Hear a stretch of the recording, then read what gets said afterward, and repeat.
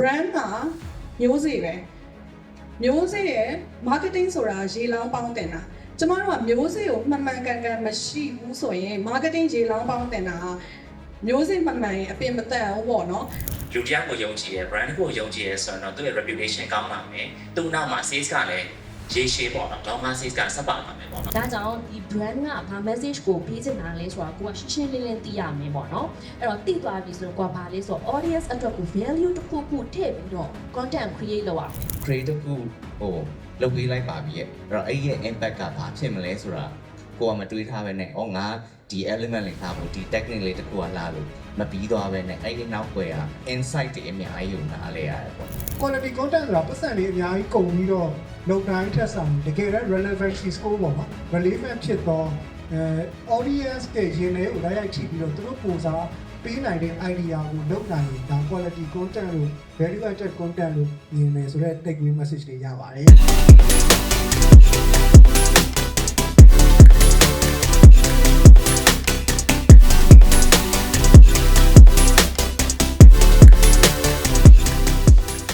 ဆိုတော့ဒီနေ့ panel ကိုကျွန်တော်တို့ live 9အောင်လေးဒီနေ့ပွဲလာတက်တဲ့သူတွေဘယ်လို live 9အောင်ပြီးတော့အဆင်ပြေပို့ပြီးတော့ထိရောက်သွားအောင်เนาะကျွန်တော် flow လေးတစ်ခုလုပ်ပြပါမယ်ဆိုတော့ကျွန်တော်တို့ဒီနေ့ finalist တွေဖိတ်ထားတာမှာကျွန်တော်တို့ ရွေးချက်ရှိဖိတ်ထားတာမျိုးရှိပါတယ်ဆိုတော့မန္တနာပေါ့နော်မန္တနာဆိုရင်ကျွန်တော်တို့ကအခုဆိုရင်food blogger ပဲဖြစ်ဖြစ် cooking ပဲဖြစ်ဖြစ် chef တွေပဲဖြစ်ဖြစ်က content ပေါင်းများစွာနဲ့လုပ်နေတာရှိတယ်ဒါပေမဲ့အဲ့ထဲမှာ unique ဖြစ်ဖြစ်နေတဲ့ Nanda's Kitchen ဆိုတဲ့ brand တစ်ခုကိုတည်ဆောက်ထားနိုင်တယ်။တော့ပြီးတော့ creator side of point of view ပေါ့နော် creator point of view ကနေကောင်းကောင်း discuss လုပ်နိုင်တယ်။ဆိုတော့အဲ့ဒီကအတန်ကိုလည်းကျွန်တော်တို့ဒီနေ့လာတက်တဲ့လူတွေကိုကြားသိချင်တာပေါ့။ဆိုတော့ကျွန်တော်တို့မန္တနာကိုအဲ့လိုယူရချက်နဲ့ကျွန်တော်တို့ဖော်ထားတာပါ။ပြီးတော့ Monday ပေါ့နော်။ Monday ဆိုရင်ကျွန်တော်တို့ကဒါ brand တွေအများကြီးကို brand တွေကိုစားပြုလုပ်ခဲ့ရတယ်နော် communication hand တွေလုပ်ခဲ့ရတယ်။ဆိုတော့ business owner တွေနဲ့လုပ်ရတာရှိတယ် content creator တွေနဲ့အလုပ်လုပ်ရတာရှိတယ်ဆိုတော့ map ဆိုရင်လည်းသူက branding point of view strategy point of view ကနေပြီးတော့ input တွေအများကြီးပေးနိုင်တာရှိပါတယ်ဆိုတော့အဲ့ point of view ကနေကျွန်တော်တို့ဖိတ်ခေါ်ထားပါတယ်ဒေါက်တာထက်ဝေရင်ပေါ့နော်ဒေါက်တာထက်ဝေရင်ဆိုရင်ကျွန်တော်တို့ကဒီ marketing နဲ့ပြင်မှာဒီ ethical marketing နဲ့ပတ်သက်လို့ကျွန်တော်တို့အဓိကလုပ်နေတယ်အဲ့ဒီ strategist အနေနဲ့လည်းကျွန်တော်တို့လုပ်နေတာရှိတယ်ဆိုတော့သူကကြတော့ကျွန်တော် strategist ပဲဘယ် site ကနေဆိုတော့ဒီ ethical point of view value added point of view ကနေပြီးတော့ကိုပြောနိုင်ဖို့အတွက်ကျွန်တော်တို့ဖိတ်ခေါ်ထားပါတယ်နောက်ဆုံးကျွန်တော်တို့ COVID လေးပေါ့နော် COVID လေးကတော့ကျွန်တော်တို့ national brand ပေါ့နော်ကျွန်တော် Yunnan ရဲ့ကျွန်တော် creative head ဖြစ်တဲ့အတွက်ကြောင့် national brand တစ်ခုကို handle လုပ်နေတယ်ပြီးတော့ creative head ဖြစ်တဲ့အားလျော်စွာအောက်မှာ creator တွေများစွာနဲ့အလုပ်လုပ်နေရတယ်ဆိုတော့ဒီ team တွေကို manage လုပ်နေတယ်ဆိုတဲ့ point of view ပေါ့နော်ဆိုတော့အဲ့လို point of view ကနေဆွေးနွေးနိုင်အောင်ကျွန်တော်တို့ရည်ရွယ်ပြီးတော့ဖိတ်ခေါ်ထားပါတယ်တော့ panel flow လေးကိုလည်းကျွန်တော်တို့အဲ့လိုမျိုးလေးတွေစီစဉ်ထားပါတယ်ဆိုတော့ဒီ panel မှာကျွန်တော်ကobjective 3ခုရှိတယ်အဓိကဆိုတော့ professional content creator တွေနဲ့ value added content တွေနဲ့ကိုချိတ်ဆက်ခြင်းနဲ့ objective တစ်ခုရှိတယ်နောက်တစ်ခုကကြတော့ creator တွေရဲ့ thinking နဲ့ brand တွေရဲ့ thinking ကိုချိတ်ဆက်ခြင်းတာတစ်ခုရှိတယ်ဆိုတော့ objective တစ်ခုနောက်ဆုံးတစ်ခုကတော့ကျွန်တော်တို့ရဲ့ main title ဖြစ်တဲ့ကျွန်တော်တို့ကဒီ career နဲ့ပတ်သက်လို့ creator career နဲ့ပတ်သက်လို့ဘယ်လို opportunity ရှိတယ်ဘယ်လိုတွေပြင်ဆင်ရမလဲဆိုတဲ့ topic 3ခုနဲ့ကျွန်တော်တို့ချိတ်ဆက်ပြီးတော့ဆွေးနွေးသွားမှာဖြစ်ပါတယ်ဆိုတော့ကျွန်တော်တို့ဒီ main point တွေကိုလည်းအဲ့လိုမျိုးအဲ့ဒါတွေနဲ့ဆက်နွယ်တဲ့ဟာမျိုးတွေမေးသွားမှာဖြစ်ပါတယ်ဒါဆိုရင်ကျွန်တော်လာတဲ့ audience ကကိုနားထောင်ရမယ့် point of view နဲ့ direction ကိုကျွန်တော်တို့သိမယ်လို့ကျွန်တော်မြင်သိပါတယ်ဆိုတော့ဒီလိုတော့ကျွန်တော်တို့အချိန်ပေးပြီးတော့ဒီ panel မတိုင်ခင်မှာလည်း meeting တွေတက်ရတယ်ပြင်ဆင်တာတွေလုပ်ရတယ်ပေါ့နော်ချိန်ပေးပြီးတော့လုပ်ပေးကြတဲ့မန္တနာမမေဒေါက်တာထက်ကိုဖိလစ်ပေါ့နော်အများကြီးကျေးဇူးတင်ပါတယ်ဆိုတော့တကယ်လည်းအကျိုးရှိတဲ့ panel လေးဖြစ်မယ်လို့လည်းကျွန်တော်တို့ယုံကြည်ပါတယ်ဆိုတော့ panel ဆိုတော့နည်းပေါ့ပါပဲစကားပြောသလိုမျိုး discussion လုပ်လို့မျိုးသွားကြပါမယ်နော်ဆိုတော့ number 1အနေနဲ့ဆိုတော့မန္တနာကိုကျွန်တော်တို့စပြီးတော့မေးကြပါမယ်ဆိုတော့မန္တနာကကျွန်တော်တို့content တွေဖန်တီးတယ်ပေါ့နော် content တွေဖန်တီးရနေပြီးတော့ကိုယ့်ရဲ့ brand တစ်ခုအနေနဲ့ Nanda Kitchen ဆိုတဲ့ brand တစ်ခုအနေနဲ့ဖြစ်လာအောင်ဘယ်လိုမျိုးတည်ဆောက်ခဲ့တယ်ပြီးလို့ရှိရင်ကိုယ့်ရဲ့မန္တနာ content တွေကြည့်လိုက်လို့ရှိရင်ကျွန်တော်တို့ professional standard ဆိုတဲ့ file နဲ့ sense ကိုရဆိုတော့အဲ့လိုမျိုးဖြစ်အောင်တော့ဘယ်လိုမျိုးစူးစမ်းပြီးတော့ဘယ်လို process တွေနဲ့လုပ်ခဲ့လဲဆိုတာလေးကိုအရင်ဆုံးshare လုပ်ပေးစေချင်တယ် ဟုတ်ကဲ့ပါအားလုံးတွေ့ရဝမ်းသာပါတယ်အဲ့တော့ခုနကလည်းနှုတ်ထောင်ခံလိုက်တဲ့နေရာမှာ creators တွေတော်တော်များတယ်နော်အဲ့လောက်မထင်တာဘူးပေါ့နော်အဲ့တော့အများကြီးလာတက်ပေးကြတဲ့အတွက်လည်းတကယ်ဝမ်းသာပါတယ်အဲ့တော့နနာတော့ဒီနေ့ content creator တယောက်အနေနဲ့ဒီထဲမှာဆွေးနွေးပြရမှာပေါ့နော်အဲ့တော့ကိုထူးမရဆိုရင် Nanda's Kitchen ပေါ့အဲ့တော့ဘယ်ကနေစပြီးပြောအောင်ဆိုဘယ်ချိန်ကဆက်လုပ်လဲဆိုတဲ့ဟာလေးကဒီစပြောဖြစ်ချင်တယ်ဆိုတော့Nanda's Kitchen page ကိုစလုပ်တာ2019ခုနှစ်ပေါ့နော်အခုနှစ်ဆိုတော့9နှစ်ရှိပြီပေါ့အဲ့တော့ဒီတောက်လျှောက်ကတော့ခုနကမလင်းလင်းပြောသွားတဲ့အတိုင်းပဲဒီ transition တွေအတိုင်းကွက်တီပဲပေါ့နော်ဒီလိုမျိုး user တွေရောပြီးတော့ဒီ content တွေတင်ဆက်ပုံတွေရောတဖြည်းဖြည်းချင်းမတိမတာလေးပြောင်းလာတယ်ပေါ့နော်အဲ့တော့နနာကဘယ်လိုမျိုးစလုပ်ဖြစ်ခဲ့တယ်လဲဆိုရင်အဓိကတော့ဟိုပေါ့နော်ကိုယ်စိတ်ထဲမှာမျှဝေခြင်းတဲ့စိတ်တစ်ခုပဲရှိတယ်အဲ့ရောပေါ့နော်အဲ့တော့ဘာကိုမျှဝေမှာလဲဆိုတော့ကိုသိထားတဲ့ knowledge ကဘာလဲဆိုတော့ကိုဝါသနာပါတာကအချက်အပြုတ်ဖြစ်နေတယ်ပေါ့နော်အဲ့တော့အဲ့ဒီအချက်ပြုတ်နဲ့ပတ်သက်ပြီးတော့ကိုသိထားတဲ့ဟာလေးကိုသူများကိုသိစေခြင်းတယ်အဲ့တော့အဓိကကဒီဟိုသိစေခြင်းတယ်ဆိုရဲစိတ်ကလေးနဲ့ကိုဝါသနာပါတဲ့ဟာလေး sharing လုပ်ချင်တာပေါ့နော်အဲ့ဒါကနေပြီးတော့မူတည်ပြီးတော့အဲ့ဒီ Nanda's Kitchen လေးကိုစားလုပ်ဖြစ်ခဲ့တယ်ဒါပေမဲ့ဒီနေ့လိုမျိုး influencer တယောက်ဖြစ်လာ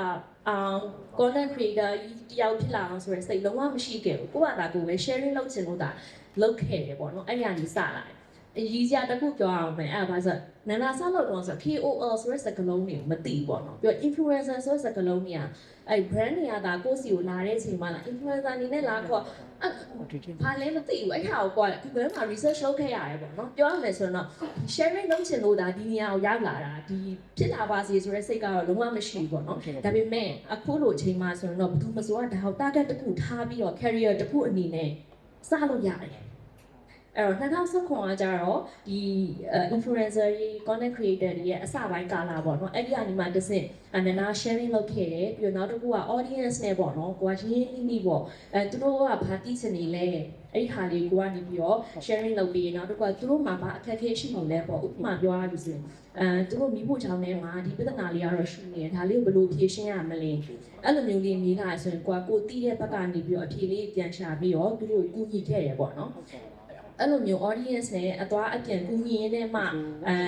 သူတို့ကနနာပေါ်မှာ trust တစ်ခုရှိလာတယ်လို့ခံစားရတယ်ပေါ့နော်ဒီဟာလေးသိချင်တယ်နနာဆိုတော့သိမှာပဲငါသွားမေးလိုက်အောင်မဆိုတဲ့ဟာမျိုးပေါ့အဲ့လိုမျိုးဖြစ်ရင်လည်းမှဒီ personal brand တစ်ခုအနေနဲ့ပေါ့နော် Nanda's Kitchen ကိုဟိုအခုချိန်ထိ personal brand တစ်ခုအနေနဲ့ရပ်တည်နေရပေါ့အဲ့တော့ကိုထုခုနမေးရတဲ့မှာဆိုရင် professional content တွေဖြစ်အောင်ဘယ်လိုမျိုး create လုပ်ခဲ့တယ်လဲပေါ့နော်အဲ့ဒါလည်းပါတယ်အဲ့တော့အရင်ဆုံးကတော့ကိုဘာကိုမျှဝေခြင်းလဲဆိုတာကိုသိတင်တယ်ပေါ့နော်သိတဲ့တော့နာတို့က social media ဖြစ်တဲ့အတွက်ကြောင့်မို့လို့ okay ဟုတ်ပြီငါဒါသိတယ်ဒါကိုပဲချပြလိုက်မယ်ဆိုပြီးတော့မလုပ်တဲ့ကိုသိထားတဲ့ဟာကတကယ်ရောမှန်ကန်မှုရှိရဲ့လားဟုတ်ပြီမှန်ကန်တယ်ဆိုရင်ရောဘယ် audience level အတိုင်းတာအထိ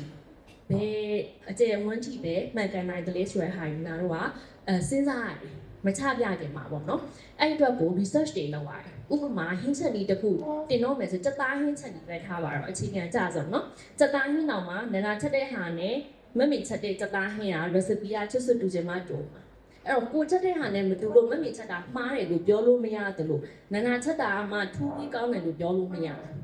အဲ့လိုမျိုးလေးပေါ့နော်အဲ့တော့ဟုတ်ပြီနိုင်ငံတကာမှာစက်သားဟင်းတွေပါချက်လဲပေါ့နော်အဲ့ဒါကြီးလည်းကိုကတည်တယ်အဲ့တော့ပြီးတော့မှကိုချက်ချင်တဲ့ကိုရဲ့ style အတိုင်းရှိတဲ့စက်သားဟင်းကို audience ကိုကချပြရတယ်ပေါ့နော်အဲ့တော့ပထမဦးဆုံးကတော့နာ research လုပ်ရတယ်ပေါ့နော်အဲ့တော့ဘာလဲဆိုတော့ RAPP ပေါ့နော်တေချာမှတ်မယ်ဆိုတော့နောက် R ကကြာ research ပြီးပါပြီနောက်တစ်ခုက A ကကြာပါလေအဲ့ research လုပ်ထားတာ analyze ပြန်လုပ်ရတယ်ဟုတ်ပြီဒီစတိုင်းထဲမှာဆိုရင်အိန္ဒိယချက်တဲ့ဟာဆိုရင်တို့ ingredients တွေကအိန္ဒိယမှာရှိတဲ့ ingredients တွေပဲဂျပန်ကချက်တဲ့ဟာဆိုရင်ဂျပန် ingredients တွေပဲရှိတယ်အဲ့ဒီဟာယူဒီတိုင်းချပြလို့ရလားဆိုတော့မရအောင်ဟင်းချက်လေးတစ်ခုဖြစ်တယ်ဆိုပြီးတော့ဒီတိုင်းတင်လိုက်မယ်ဟုတ်ပြီရှာဝဲလို့မရတဲ့ဟာပါနေမယ်အဲ့ဒီမှာအဲ့ဆိုဘာမှမထူးခြားလို့ဖြစ်သွားမယ်ကို content တွေကတင်လာမယ်တကယ်လည်း like ချက်လို့မရဘူးအဲ့လိုမျိုးတွေဖြစ်နိုင်တယ်ပေါ့နော်ဒါကတော့ hint ချက်တဲ့ဟာကိုပြပြတာအဲ့လိုပဲတခြားနယ်ပယ်ကကိုမျှဝေခြင်းတဲ့ဟာတွေဆိုရင်အဲ့လိုပဲကိုယ့်ရဲ့ audience ကို adapt ဖြစ်အောင် information ကို analyze ပြန်လုပ်ရတယ်ပေါ့နော်အဲ့ဒီမှာမှကို local မှာတကယ်ရှာဝယ်လို့ရတဲ့ ingredients တွေနဲ့ဟိုမှာတကယ်စားကောင်းအောင်ဘယ်လိုချက်မလဲဆိုရင်ဒီကိုနနာတို့က sharing လုပ်ရတယ်အဲ့ဒါမှ audience အတွက်တကယ်ကို valuable ဖြစ်တဲ့ content တစ်ခုသူတို့တကယ်ကို like လုပ်နိုင်မဲ့သူတို့အတွက်တစ်ခုခု ရသွားစေမယ့် content တစ်ခုဖြစ်လာမယ်ပေါ့နော်အဲ့တော့ RA ပြီးသွားပြီနောက်တစ်ခါ double P ကြောင့် P နှလုံးဖြစ်နေတာပေါ့နော်အဲ့တော့ပထမ P ကတော့ကိုသုံးမဲ့ platform ပေါ့အဲ့ဒီဟာကိုလည်းနားလည်ဖို့လိုတယ်ပေါ့နော်ဥပမာကိုက Facebook ပေါ်မှာတင်မယ်ဆိုရင် Facebook platform မှာဆိုရင်ကိုကဓာတ်ပုံနဲ့တင်ပါလား video နဲ့တင်ပါလား video ဆိုရင်ဘယ်လို ratio မျိုးနဲ့တင်မလဲဆိုတဲ့ဟာမျိုးလေးတွေကိုသိထားရမယ်အဲ့ကလို့ကိုက Instagram မှာတင်မယ်ဆိုရင် Instagram ရဲ့ဟာကိုသိထားရမယ်ပေါ့နော်အဲ့တော့အဲ့ဒါတွေကလည်းအရေးကြီးရယ်ပေါ့နော်အဲ့တော့ဒီအခုဆိုရင် RAP ပြီးနောက်ဆုံးဒီတစ်ခုကကျ presentation ကကျဟုတ်ပြီကိုခုနကစုထား information ကိုဘယ်လိုတင်ဆက်မှာလဲကိုယ့်ရဲ့ audience ကိုအဲ့တော့အဲ့ဒီနေရာမှာအကြံပေးချင်တာတော့လေ creators တွေအများကြီးအခုဆိုပေါ်လာတဲ့အချိန်မှာကိုဆိုပြီးတော့ကိုယ့်ရဲ့ content ဆိုပြီးတော့မြင်လိုက်တာနဲ့ထူးခြားနေမဲ့ style လေးတစ်ခုပေါ့နော် unique ဖြစ်တဲ့ရေးသားဟန်လေးပဲဖြစ်ဖြစ်ဓာတ်ပုံငိုင်းလေးပဲဖြစ်ဖြစ် graphic design လေးပဲဖြစ်ဖြစ်ပေါ့နော်အဲ့လိုမျိုးလေးတွေကိုအမြဲတမ်းတွဲကပ်ပြီးတော့မှ present လုပ်တင်တယ်လို့တော့နားချင်ပါတယ်အားကြောင့် RAPP ပါအဲ့တော့ဒီလိုမျိုးအခြေခံချက်ကလေးတွေကိုလိုက်နာလိုက်တယ်ဆိုရင်တော့ပေါ့နော်ဘာဖြစ်ဖြစ်ကို content လေးတစ်ပုဒ်ကတော့ဟိုမကောင်းလာစရာအကြောင်းမရှိဘူးပေါ့နော်ဟုတ် โอเคကျေးဇူးပါနန္ဒာဆိုတော့ကျွန်တော်ဒီမှာနန္ဒာကျွန်တော်တို့ကမေကုန်းနေတော့ကြိုပေးထားတယ်အဖြေတွေကကျွန်တော်တို့အခုမှသိရတာเนาะဆိုတော့နန္ဒာ discussion မှာကျွန်တော်ရဲ့ landing point ကသူ value ဆိုတဲ့ဟာတစ်ခုကိုဘယ်လိုလဲဆိုတော့သူ audience လိုချင်တဲ့ဟာတစ်ခုကိုပြန်ပေးတယ်ဆိုတဲ့ဟာနဲ့အစပြုတာပေါ့နော်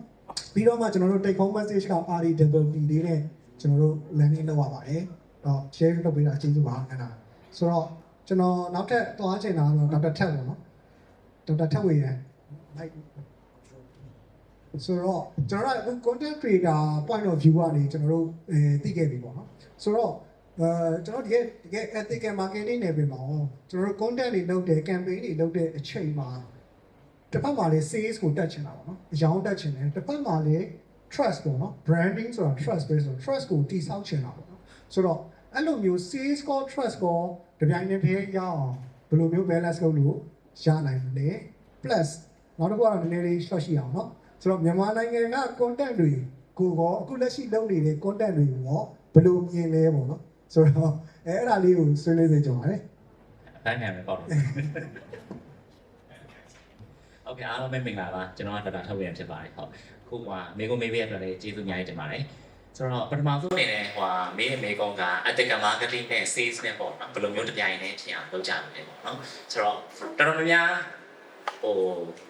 ကထင်ရလူလည်းရှိတယ်ပေါ့နော်နောက်အထူးဖြင့် brand owner တွေပေါ့နော် brand owner တွေဆိုရင်တစ်ခါလေကြားရတယ်ဆိုရင်မေးကြတာရှိတယ်အမှ ethical marketing လုပ်လိုက်တယ်ဆိုရင် sales ကိုချလိုက်ရအောင်ပါလားဒါမှမဟုတ်ဆိုရင် ethical marketing လုပ်တဲ့ဆိုရင် sales ကိုရက်လိုက်ရမှာလားဘယ်လိုလုပ်ရမလဲပေါ့နော်အဲ့တော့ကျွန်တော်အမြင်အကြမ်းကျွန်တော်အမြင်တော့မဟုတ်ပါဘူးဒါစောင်းတွေမှာရှာဖတ်ကြည့်လိုက်ရင်တွေ့ပါလိမ့်မယ် ethical marketing နဲ့ sales နဲ့ဆိုတဲ့ဟာက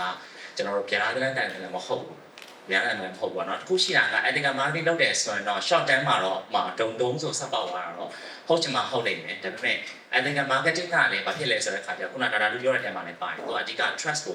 ုလုပ်စေချင်တာပေါ့နော် trust ကိုရလာပြီဆိုရင်တော့သူကလည်းသူကလူတရားကိုယုံကြည်ရယ် brand ကိုယုံကြည်ရယ်ဆိုတော့သူ့ရဲ့ reputation ကောင်းလာမယ်သူ့နောက်မှာ sales ကလည်းရေရှည်ပေါ့နော် long term sales ကဆက်ပါလာမယ်ပေါ့နော်အဲ့မှာကျွန်တော်တွေ့ကြုံရရှင်းပြရမယ်ဆိုရင် ethical marketing ဆိုတာဘာလဲဆိုတဲ့ဟာကိုအရင်ဆုံးကျွန်တော်ရှင်းပြချင်ပါတယ်ဆိုတော့အရင်ဆုံး ethical marketing မှာ ethic ပေါ့ ethic ဆိုတာတော့ကျွန်တော်ညီမလိုပြောမယ်ဆိုရင်တော့ဘယ်လိုပြောရမလ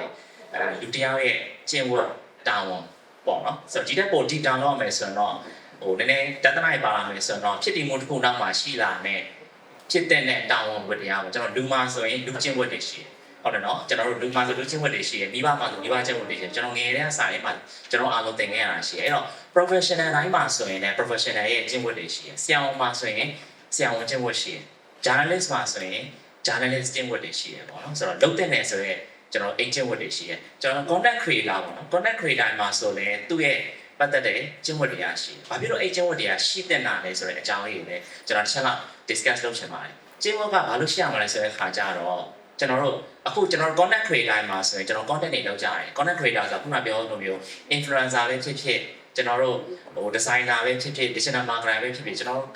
content တွေ create လုပ်ကြတယ်အဲ create လုပ်တဲ့ content တိုင်းကကျွန်တော်သိသလောက်ဆိုရင်တော့အနေနဲ့အများကိုဆိုသလိုလူတွေကိုကျွန်တော် influence လုပ်နိုင်တယ်ခုန Melin တို့ပြောတဲ့တဲမှာဆိုလည်းပါတယ်ကျွန်တော်တို့ content တွေနဲ့အတူကဘာကြီးကို shape လုပ်ကြမယ်ကျွန်တော်နောက် ticket ပြီးတော့ shape လုပ်ကြမယ်ပေါ့နော် shape လုပ်ပြီးဆိုတဲ့အခါ influence လုပ်နိုင်တဲ့ power ပါတယ်ဆိုတော့ကျွန်တော်ဟို Spider-Man ကားရလို့ပဲ power နောက်မှာ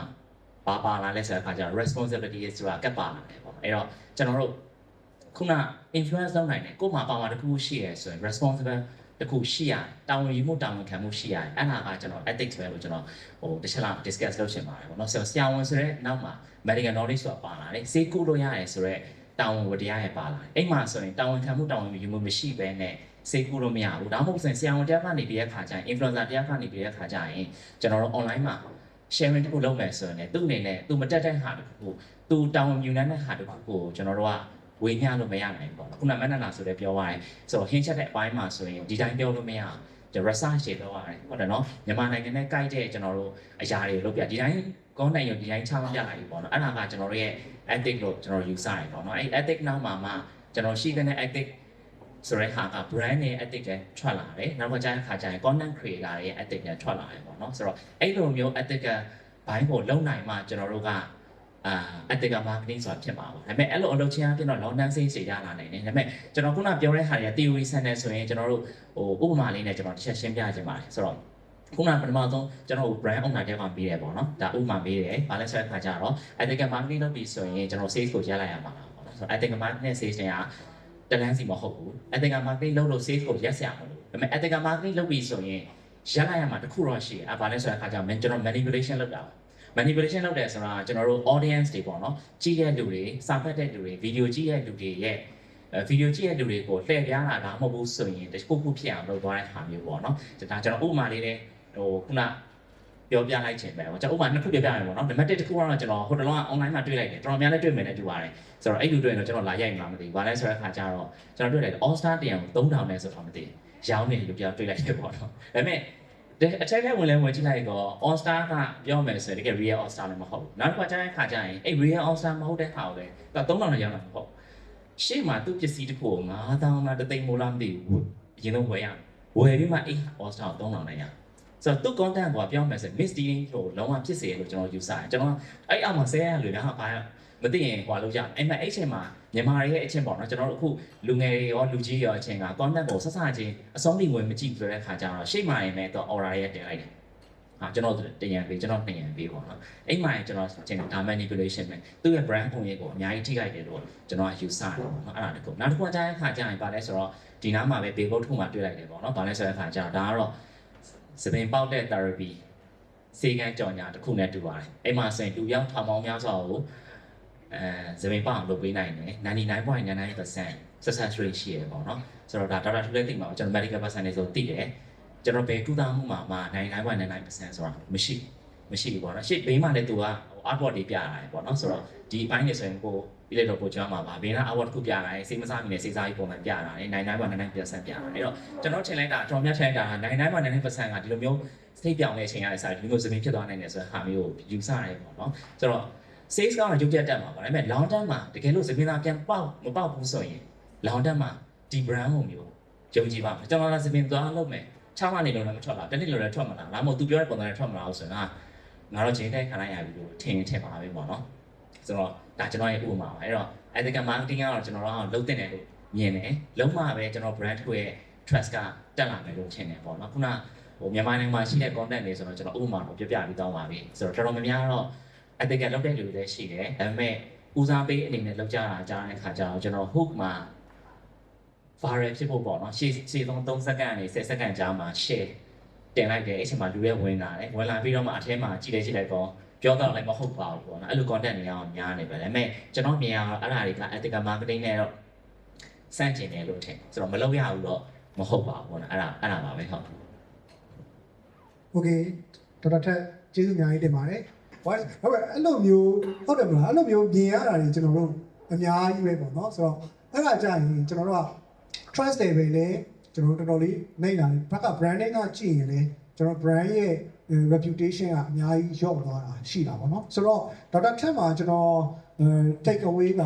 value added ဖြစ်ဖို့ဆိုရင်မန္တနာတော့ကျွန်တော်တို့ကဟို problem ကို solve လုပ်ပေးရမယ်ဆိုတာနဲ့စခဲ့တယ်သူ audience လိုချင်တဲ့ဟာကိုစတယ်ဒေါက်တာထက်မှာပါလာပြီလဲဆိုတော့ကျွန်တော်တို့ကဆိုတော့ ethical ဖြစ်ရမယ်တာဝန်ယူမှုတာဝန်ခံမှုရှိတဲ့ communication ဖြစ်ရမယ်ဆိုတာမျိုးလေးကျွန်တော်တို့ take away message ရပါတယ်ကျေးဇူးအများကြီးတင်ပါတယ်ဆိုတော့နောက်ထပ်မေးခွန်းကတော့မတ်မေပေါ့နော် ဆိုတော့မတ်မေကတော့ကျွန်တော်တို့ brand တွေအများကြီးကိုကျွန်တော်တို့လုပ်ခဲ့ပေးလို့လေဆိုတော့အဲ့ဒါနဲ့ပတ်သက်လို့မေးချင်ပါတယ်ကျွန်တော်တို့ဒီ social media တွေမှာပေါ့နော် content တွေလုပ်တဲ့အခါမှာလှတာတွေဒါမှမဟုတ် trend ဖြစ်တာစမ်းတာနဲ့တွေအလုပ်ဖြစ်တာတကယ် core brand တွေကို represent လုပ်ပြီးတော့လုပ်တဲ့အချိန်မှာတကယ်အလုပ်ဖြစ်တဲ့ campaign တွေ content တွေဖြစ်ဖို့အတွက်ကိုဘယ်လိုသတ်မှတ်ခဲ့လဲဆိုတာမျိုးသိချင်တယ် plus ကျွန်တော်တို့ social media နေတဲ့ topic ဖြစ်တဲ့ value added content တွေကဒီ brand တွေကို competitive advantage ကိုခေါ်တဲ့ကျွန်တော်တို့ပြိုင်ဘက်တွေနဲ့ရှင်ပြိုင်နိုင်စွမ်းပါနော်ဆိုတော့ကိုယ်နဲ့ product line ချင်းတူလာရင်ရှင်ပြိုင်နိုင်စွမ်းကိုဘယ်လောက်ထိထောက်ကူပြုလဲဆိုတဲ့ point of view တွေကနေ discuss လုပ်စေချင်ပါတယ်ပေါ့ဟုတ် ကျေးဇူးပါအရင်ဆုံးပြောချင်တာဒီနေ့လာပြီးတော့တက်ရောက်ပြီးအချိန်ပေးပြီးတက်ရောက်ပြီးရတဲ့ဒီကုန်းလုံးလည်းကျေးဇူးတင်ပါတယ်လို့ဆိုတော့ AES ပေါ်ပဲပေါ့နော်ဒီပွဲလေးဖြစ်အောင်လုပ်ပေးတာဆိုတော့အရန်လည်းတကယ်လိုအပ်တယ်ပေါ့ဒီ industry တွေကအခုကတော့မြန်မာပြည်မှာကတော့ဒီ content တွေ create လုပ်ပြီးတော့ဒီ on social media ပေါ်ကနေပြီးတော့ပေါ့နော်ဒီပတ်စံရအောင်လို့လုပ်နေကြတဲ့ဟာကတော့ဒါအခုက career တစ်ခုလိုလည်းဖြစ်နေပြီဒါပေမဲ့အခုလိုမျိုးပေါ့တကယ် professionally quality content တွေထွက်ပြီးတော့ကြည့်ရတဲ့သူတွေအတွက်ကိုယ်တိုင်အတွက်ကောကောင်းတဲ့ဟာကတော့တော်တော်လေးရှားနေသေးရဲ့လို့ယူဆရတယ်ပေါ့နော်ဆိုတော့ခုနကကိုသူ့ရဲ့ဒီလေးကုန်းအဖြေရမယ်ဆိုရင်ပေါ့နော်ဆိုတော့လှတိုင်းစမ်းတိုင်းအလုပ်ဖြစ်လာပေါ့နော်ဆိုတော့လှတယ်စမ်းတယ်ဆိုတဲ့ဟာတော့ creator point of view ကကြည့်လို့ရှိရင် okay ဒါ aesthetic အရာဟာကြည့်လိုက်တဲ့သူကြောက်က attention တခုတော့ grab လုပ်လိုက်မယ်ပေါ့ဒါ aesthetic success ပေါ့လေဒါပေမဲ့တကယ်တမ်းကကြတော့ brand တစ်ခုပေါ့နော် brand တစ်ခုအနေနဲ့ရေရှည်ရပ်တည်နိုင်ဖို့ဆိုလို့ရှိရင်ကြတော့ဒီ business success ပေါ့ business success လို့တာပေါ့ဆိုတော့ business success ရဖို့အတွက်ဆိုလို့ရှိရင်ဘာတွေလုပ်ရလဲဆိုတော့မလင်းလက်ရှေ့မှာတော့ပြောခဲ့တယ်clear objective ပေါ့နော် clear objective ရှိရမယ်ကိုကဒီဟာကိုဘာကြောင့်ဖန်တီးချင်တာလဲကိုဖန်တီးလိုက်တဲ့ဟာကကိုတကယ်သိစေချင်မြင်စေချင်တဲ့ audience နဲ့ကိုကိုက်ညီမှုရှိရလားပြီးတော့လို့ရှိရင်ကိုမှာ brand တစ်ခုမှာဆိုလို့ရှိရင်ခုနမနက်နာလည်းပြောလို့ပေါ့နော် tone တွေ voice တွေကိုရဲ့ hand တွေပေါ့နော်ကို style တွေကိုတိဆောက်ထားတဲ့ဟာတွေရှိတယ်ဒါတွေကိုသွေးဖီပြီးတော့ဒီနေ့ထားပါတော့ဒီနေ့ချစ်တို့တွေတဲတို့တွေပြောလိုက်နောက်နေ့ကျရင်အရန်အတီးခံတွေပြောလိုက်အဲ့လိုမျိုးconsistency မရှိဘဲနဲ့ဒီ content တွေကိုဖန်တီးနေတာလားပေါ့နော်ဆိုတော့ဒါတွေကကြတော့ရေရှည်အတွက်မှာအရင်ရေးကြည့်ရပေါ့ချက်ချင်းခုနကပြောတဲ့လှရစမ်းတယ်ဆိုတဲ့ဟာကိုမြင်လိုက်လို့ရှိရင်ချက်ချင်း attention တော့ grab ရသွားမယ်ဒါပေမဲ့ကိုယ့် brand အတွက်ရေရှည်လူတွေစိတ်ထဲမှာစွဲနေဖို့အတွက်တော့မရဘူးပေါ့နော်အဲ့တော့အခုဆိုလည်းမြန်မာပြည်မှာဆိုရင်တော့ဒီ corporate brand ကြီးကြီးတွေဘာဖြစ်လို့လူတွေကြားတွေကိုပြန့်နှံ့လဲလူတွေဘာဖြစ်လို့သူတို့ကိုကြတော့မှတ်မိကြလဲဆိုတော့သူတို့ကခုနပြောတဲ့ brand ရဲ့ voice တွေ tone တွေ brand ရဲ့ဒီ hand တွေကိုသူတို့ကလုံးဝမတွေ့ဖဲဘူးဟာဒီနေ့ထားပါတော့အယောင်လေးကတစ်ချိန်လုံးကအနီတွေရွေးသုံးရလို့နောက်နေ့ကျရင်အပြာသုံးမယ်ဆိုပြီးတော့ကို brand color ကိုသွေးဖီပြီးတော့ရှောက်မလုပ်ဘူးပေါ့နော်ဆိုတော့အဲအကြောင်းမို့လို့လဲတခါလေးကိုကမြင်လိုက်တာနဲ့ဒီ brand တစ်ခုက Royal Myanmar Tea Mix ဆိုရင်သူ့ရဲ့ font လေးနဲ့အစိမ်းရောင်မြင်တာနဲ့တွေကို brand နာမည်မြင်စရာမလိုဘူးတန်းပြီးတော့ register ဖြစ်ပြီးသားမှတ်မိပြီးသားပေါ့တခြား brand တွေဆိုလည်းအဲ့လိုပဲပေါ့နော်အဲဆိုတော့သူတို့အယောင်လေးနဲ့ communicate လုပ်တယ်ဒါ consistency ကိုပေးတာပေါ့အဲ့တော့မှားတိုင်းစမ်းတိုင်းမဟုတ်ဘူးကို brand ရဲ့ရက်တီမဲ့ကို brand က represent လုပ်မဲ့ tone ကိုလုံးဝ stick လုပ်တယ်ပေါ့နော်ဆိုတော့ဒါကbrand တွေအတွက်အရင်ရေးကြည့်ရပေါ့အဲ့တော့ကိုယ်တိုင်းအခုလိုမျိုးပေါ့ personal branding ဖန်တီးချင်လဲဒါအရင်ရေးကြည့်ကျမတို့ brand သမားဖြစ်တဲ့အတွက်ကြောင့်မို့လို့ကျမ business တွေနဲ့တခုခုလုပ်တိုင်း brand မတည်ဆောက်ပဲနဲ့ကျမ marketing မလုပ်ချင်ဘူးမလုပ်တတ်ဘူးပေါ့မလုပ်တတ်ဘူးဆိုတာဘာဖြစ်လို့လဲဆိုတော့ brand က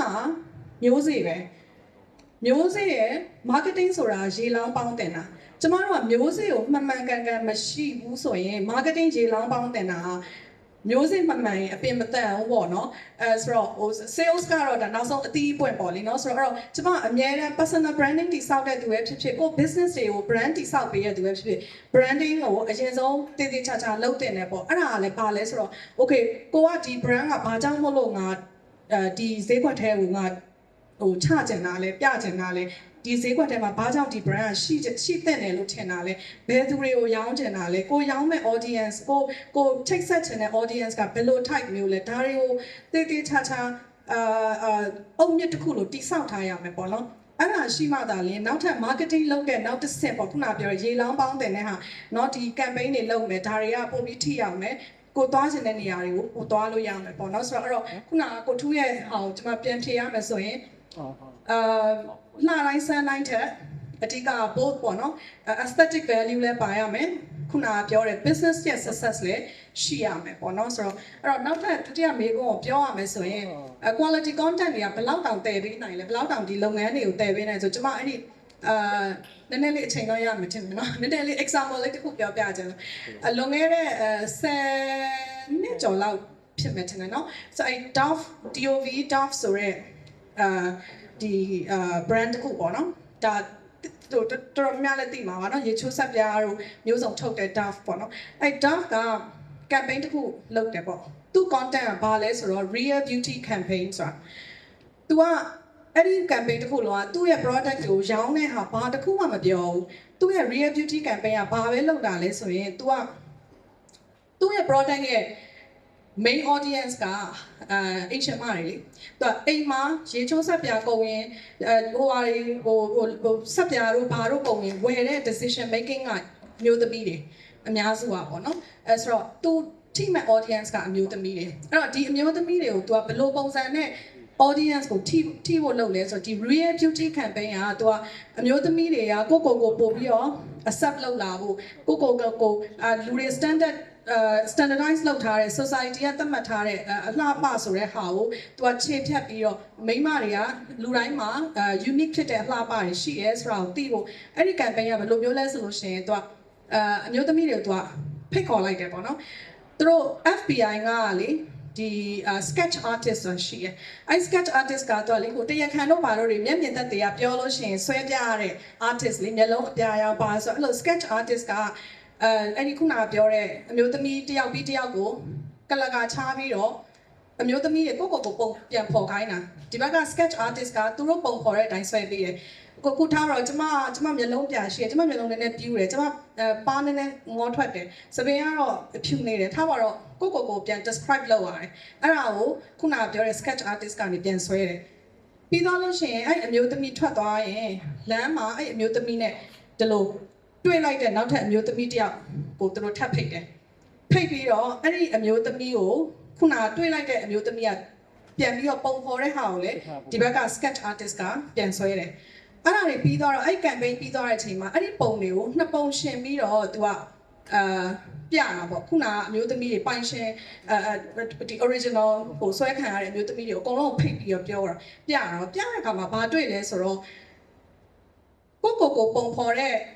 ပုံနဲ့သူများကကိုပုံဖော်တဲ့ပုံကသူများကပို့ပြီးနည်းနည်းပို့လှတယ်အဲ့တော့အမျိုးသမီးတွေကကိုဘယ်တော့မှမကျေနပ်ဘူးကိုလှတယ်လို့မထင်ဘူးကို accept မလုပ်ဘူးပေါ့နော်အဲဆိုတော့ beauty standard တစ်ခုကို तू က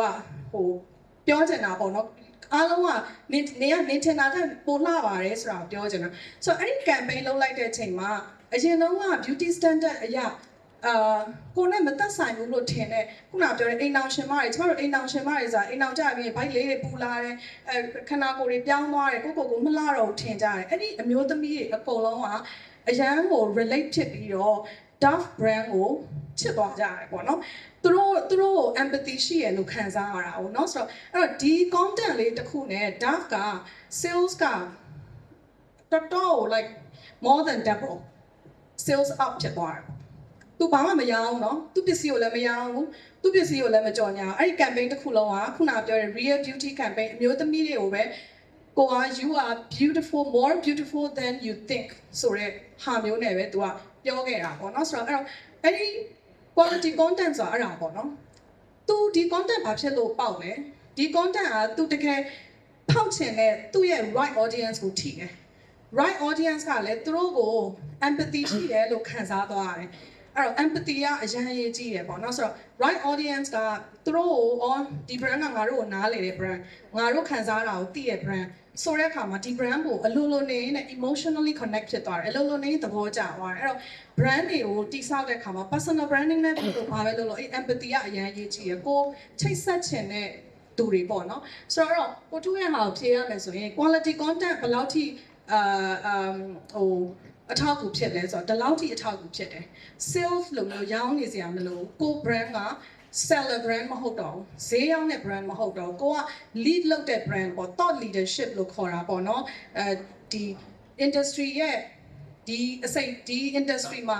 lead လုပ်နေတဲ့ brand တစ်ခုဆိုတဲ့ဒီ trust ကိုတော့တခြား credibility ရောအဲ့ဒါတွေရောအလိုလိုရသွားတယ်ပေါ့ဒီ content ကြောင့်မလို့အဲ့တော့ content တွေကိုဖန်တီးတဲ့ခါမှာဒါ quality content ကအရင်အရေးကြီးရယ် consistency အရင်အရေးကြီးရယ်ခုနပြောတဲ့ empathy အရင်အရေးကြီးရယ်ပေါ့နော်ဆိုတော့ကျွန်မဒါလေးကိုဖြည့်ချင်ပါတယ်ဟုတ် thank you ပါ ဟုတ်ကျေးဇူးပါမမေဥပမာလေးနဲ့ please ဖြည့်ပေးတာအများကြီးကျေးဇူးတင်ပါတယ်ဟုတ်ကဲ့အဲ့ဒါဆိုရင်မမေရှိကနေကျွန်တော်တို့ take away ကတော့ consistency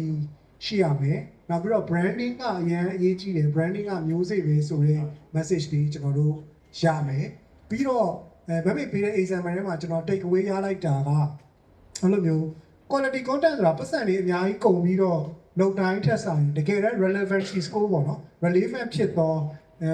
audience တွေရင်းတွေကိုတိုက်ရိုက်ထိပြီးတော့သူတို့ပုံစားပေးနိုင်တဲ့ idea ကိုလုပ်နိုင်ရင်ဒါ quality content လို့ value added content လို့မြင်တယ်ဆိုတော့ take away message တွေရပါတယ်။အမေကျေးဇူးအများကြီးတင်ပါတယ်။ Okay ဆိုတော့ကျွန်တော်ရဲ့ကိုကြီးကိုဖိလစ်ဆိုတော့ကိုဖိလစ်ကိုတော့ကျွန်တော်တို့ကဒါ national brand ပေါ့ဒါတနိုင်ငံလုံးကိုဖြန့်နေရတဲ့ brand ရဲ့ idea လေးနဲ့အားလေးတချို့ဆက်ဆက်ပြီးမေးချင်ပါတယ်ဆိုတော့ကိုဖိလစ်ဆိုလည်းဒါ creative hand အနေနဲ့လုပ်တဲ့အချိန်မှာကိုဖိလစ်ကိုလာပြီးတော့ idea တွေအများကြီးပြောကြမှာပေါ့နော်ဟိုဟာလုပ်ချင်တယ်ဒီဟာလုပ်ချင်တယ်တွေပြောမဲ့လူတွေရှိမယ်အဲ့ထဲမှာအဲ့လို idea ကောင်းတစ်ခုကနေပြီးတော့ national brand campaign ဖြစ်အောင်ဖြစ်တဲ့အထိဖြစ်နိုင်လားမဖြစ်နိုင်လားဆိုတာပေါ့နော်ဒါမျိုးတွေကိုဘယ်လိုစစ်ဆေးလေးရှိတယ်ပြီးတော့ကျွန်တော်တို့ content တွေလုပ်တဲ့အချိန်မှာလည်း just creative ဆိုတာကစမ်းရုံပဲမဟုတ်ဘူးပေါ့တကယ်တမ်း value လေးပါလောင်အောင်ကိုယ့်ရဲ့ creative team တွေကဘယ်လိုစဉ်းစားခိုင်းလဲပေါ့နော် creative team တွေကိုဘယ်လိုစဉ်းစားခိုင်းလဲကိုနိုင်ကိုဘယ်လိုစဉ်းစားလဲပေါ့နော်ဆိုတော့အဲ့ဒါလေးဖြည့်ပေးစေချင်ပါတယ်ပေါ့ ဟုတ်ဟိုဟာကျွန်တော်လုပ်ခဲ့ national brand နေနဲ့ဟိုဟာတနိုင်ငံလုံးကိုဘယ်လိုချမ်းလဲဆိုတော့ခုနအမေပြောသွားတဲ့ပဲအဲ့ဒီဟို national brand ဆိုပြီးတော့ over the top ဟာမဟုတ်ဘဲနဲ့လူတိုင်းနားလည်လို့ရမယ်ပုံစံမျိုးပေါ့နော်ဥပမာဆိုထားပါ brand ဆိုလို့ရှိရင်နှစ်ဖက်ပေါ့နော်ဟိုလွယ်သုံးပြောလိုက်ကိုကဖာပေးတဲ့ဟိုကုမ္ပဏီတိုင်းကတော့ပစ္စည်းရောင်းရတယ် service ရောင်းရတယ်ဒါပေမဲ့အဲ့ဒီနောက်ွယ်မှာပါရှိတယ်ပေါ့နော်ကိုကဖာဒီဆောင်ကျင်းပေးမဲ့ product မျိုးလေနောက်ပြီးတော့နောက်တစ်ခုကကျတော့ empathy ဆိုတာကျတော့ကိုယ့်ရဲ့ target audience ကိုယ့်ရဲ့ consumer base နောက်ပြီးတော့လက်ရှိအခြေအနေဘာတွေဖြစ်နေလဲ situation တွေကိုအကုန်လုံးထည့်သွင်းစဉ်းစားရတာပေါ့နော်ဟို idea တစ်ခုကစမ်းနေမဲ့ဒီ product အတွက်ဘာပဲ benefit ပေးနိုင်တယ်နောက်ဒီလူတွေဒါကို consumer လုပ်တဲ့လူတွေအတွက်ဘာ value ပေးနိုင်လဲပေါ့မှာပဲကျွန်တော်တို့ကြည့်ပြီးဆုံးဖြတ်တာပေါ့နော်ဥပမာဆိုကျွန်တော်တို့ brand ဆိုလို့ရှိရင် telecommunication service ပေးရဆိုလို့ရှိရင်ဒါဒီ IMF လူတွေကို data ပဲရောင်းတာပေါ့ minute ပဲရောင်းတာပေါ့ဒီအတွက်ဒီကနေထပ်ဆင့်ဘာတွေထပ်ပွားနိုင်လဲဆိုတဲ့အပိုင်းကြီးစဉ်းစားတာပေါ့နော်စဉ်းစားရဆိုတော့ကျွန်တော်တို့ဥပမာဆိုထားပါတော့ကျွန်တော် data ပဲရောင်းတယ်ဒါပေမဲ့ data ပဲရောင်းပြီးတော့လူတွေအတွက်ဘာတွေလေ့လာသိယူနိုင်လဲဘာတွေဟိုထပ်ဆင့်တိုးပွားနိုင်လဲဘယ်သူတွေကို benefit ပေးပါလဲဆိုတော့စဉ်းစားလိုက်ပြီးတော့ကြတော့လက်ရှိမှာဘယ်လိုအခြေအနေရှိလဲလူ consumer base မှာဘယ်လိုအနေထားရှိလဲဆိုတော့ကျွန်တော်တို့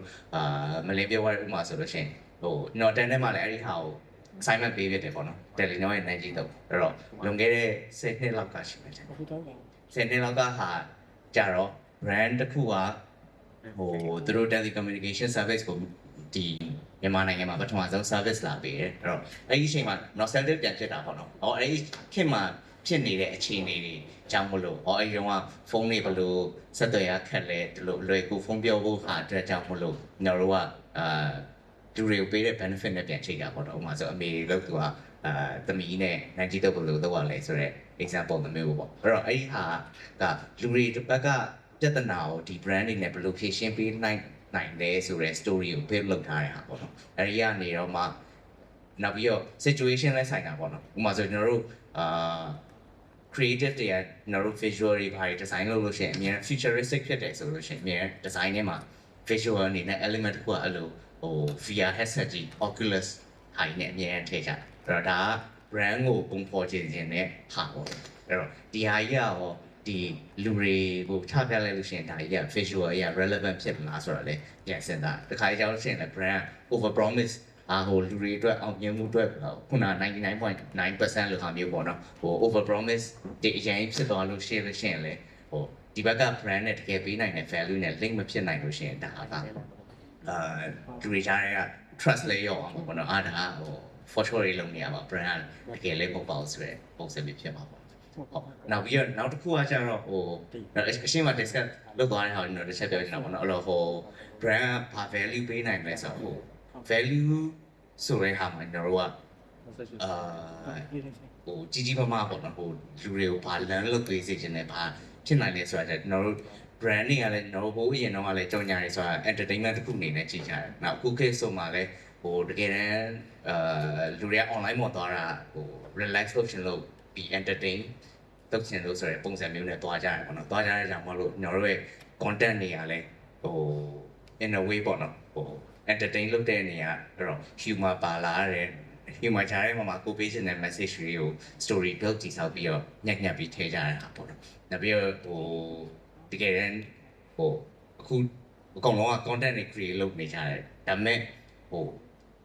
it can be either good or bad ပေါ့နော်တစ်ခါလေးကြားလို့ရှိရင်လည်း brand ဟိုအရင် safe ဖြစ်အောင်လုပ်လိုက်လို့ရှိရင်လူတွေကြားတယ်မပေါက်တော့မပေါက်တော့တဲ့အတွက်ကျွန်တော်တို့ကလူတွေရဲ့ attention ကိုဘယ်လို grab လုပ်မလဲဆိုတော့ပြောစဉ်းစားရတယ်ပေါ့နော်အဲ့တော့ brand ကြီးလာလေလေကျွန်တော်တို့ရဲ့ဟိုစဉ်းစားရတဲ့ဟာတွေများတယ်ဒါပေမဲ့ brand သေးကြတော့ဟိုလူတွေစိတ်ဝင်စားရရင်ပြီးရော grab လုပ်ကြတယ်နော်ဥမာ bad example ပေါ့နော် bad example တစ်ခုပြရတယ်ဥမာဆိုထားပါရင်ကျွန်တော်တို့ကလူတွေလမ်းမှာဘုံကြီးတရားဝဲဘုံကြီးကတရားဟောနေကြတယ်လူတွေအကုန်လုံးကလူညာချီတောင်ချီရက်ွက်ထဲရလူတွေကလာပြီးတော့နားထောင်နေကြတဲ့အချိန်မှာလမ်းထဲကခွေးနှစ်ကောင်ကရှမ်းဖြစ်သွားတယ်ဆိုပါရံပြသွားတယ်ဆိုလို့ရှိရင်လူတွေက attention ကဘယ်ကိုရောက်မလဲပေါ့နော်တခါကြောက်ရှင်တော့ကပြန်စဉ်းစားရပါတော့ဟောအဲ့တော့လူတွေကဘယ်ကို attention ရောက်သွားလဲအဲ့တော့ attention ရောက်သွားတယ်ခင်ဗျလူတွေကတော့ဘုံကြီးတရားဟောတာတော့ bad အဲ့လူတွေ attention ရရင်ပြီးရောဆိုပြီးတော့ထောင်နေမှာလားပေါ့နောက်ပြီးဟိုနောက်တစ်ခုကပေးရအဲ့တော့နောက်ခုနဟိုပထမ question ပြန်သွားရှင် national brand ပေါ့နော် national brand တကူက product တစ်ခုရှိတယ်အဲ့တော့ तू ကသူပေးခြင်းတဲ့ product service ကိုဒီတနိုင်ငံလုံးမှာဖြန့်ကျင်တဲ့လူတွေအတွက်ဘယ်လို communicate လုပ်လဲကိုကရောဘယ်လို value မျိုးပေးခြင်းတဲ့ brand မျိုးလဲဆိုတဲ့ဟာကိုတည်ဆောက်ကြအဲ့ဒါ brand ဘက်ကစဉ်းစားရတာပေါ့နော်ဒါပေမဲ့ကျွန်တော်တို့ဒီမှာရှိတဲ့တူတိုင်းစီတိုင်းမှာလဲကျွန်တော်တို့ဟိုမနက်မိုးလင်းမျက်နှာသက်အပြင်ကိုထွက်တာနဲ့ကိုယ့်ရဲ့ဟို your own self ပေါ့နော်ဒီဟာကြီးကိုအပြင်ထွက်သွားတယ်ကိုကဘယ်လို value မျိုးပေးခြင်းတဲ့လူလဲဆိုရဲအကုန်လုံးကစဉ်းစားကြတယ်အဲ့တော့ကျွန်တော်က brand နဲ့ person နဲ့ဟာအရင်မကွဲချင်အဲ့တော့ကိုကဒီဘယ်လို value မျိုးပေးမလဲဆိုပြီးအပြင်ကိုထွက်လာကြတယ်အဲ့တော့ဟိုကိုကပေးခြင်းတဲ့ value ကမနဲ့နာလိုမျိုးဟင်ချက်တဲ့ဘက်ကနေကိုယ့်ရဲ့ passion ကနေပြီးတော့ပေးခြင်းတဲ့ value မျိုးတွေရှိမယ်ဒါမှမဟုတ်ကို share ခြင်းတဲ့ knowledge တွေရှိမယ်ဒါမှမဟုတ်ကိုကြုံကြိုက်ခဲ့တဲ့ဟို either good or bad experience ကိုပြန် share ပေးခြင်းတာရှိရပေါ့နော်အဲ့တော့ကျွန်တော်တို့ခုနပြန်စဉ်းစားလို့ရှိရင်လည်းခုန logic tree ပေါ့နော် logic tree ကျွန်တော်တို့ brand တွေဆိုလဲokay data ဘာကြောင့် data လို့မှာလဲ minute ကဘာကြောင့်လို့မှာလဲနောက်တခြားဆက်ဟာတွေကလည်းဘာကြောင့်လို့မှာလဲအဲ့တော့ကိုတွေကလည်းဟိုကိုအိမ်ကနေအိမ်ပြန်ထွက်တာနဲ့ဆိုကိုကကျောင်းကိုသွားမှာလဲကျောင်းကိုသွားမှာလဲရှင်ဘယ်လိုပုံစံမျိုးနဲ့သွားမှာလဲနောက်တစ်ခုကကြတော့လဲကိုကအလုပ်ငန်းခွင်ကိုသွားတာပဲဖြစ်ဖြစ်ဘယ်လိုသွားမှာလဲနောက်တကယ်ချင်းနဲ့တွေ့လို့ရှိရင်ဘယ်လို value ပေးမှာလဲဆိုတော့ပုံစံမျိုးနဲ့အဲ့လိုမျိုးအများကြီးစဉ်းစားပေးနိုင်လို့ရှိရင်ကိုယ်တိုင် content create လုပ်တဲ့အခါမှာလဲခုန logic ကို base လုပ်ပြီးတော့အဲ့ဒီကနေအများကြီးဆက်ပွားလို့ရတယ်ဟိုကို brand ကိုလည်းတည်ဆောက်လို့ရတယ်ပေါ့ဟုတ်ဘယ်လိုလဲဟုတ်ကဲ့ကျေးဇူးများတင်ပါတယ်ကိုဖိလစ်ဆိုတော့national brand ဖြစ်အောင်တော့ကျွန်တော်တို့က communication လုပ်မယ်ဆိုရင်သူရဲ့ basic ဖြစ်တဲ့ audience ကဘာလို့လာလဲဆိုတဲ့ဟာကို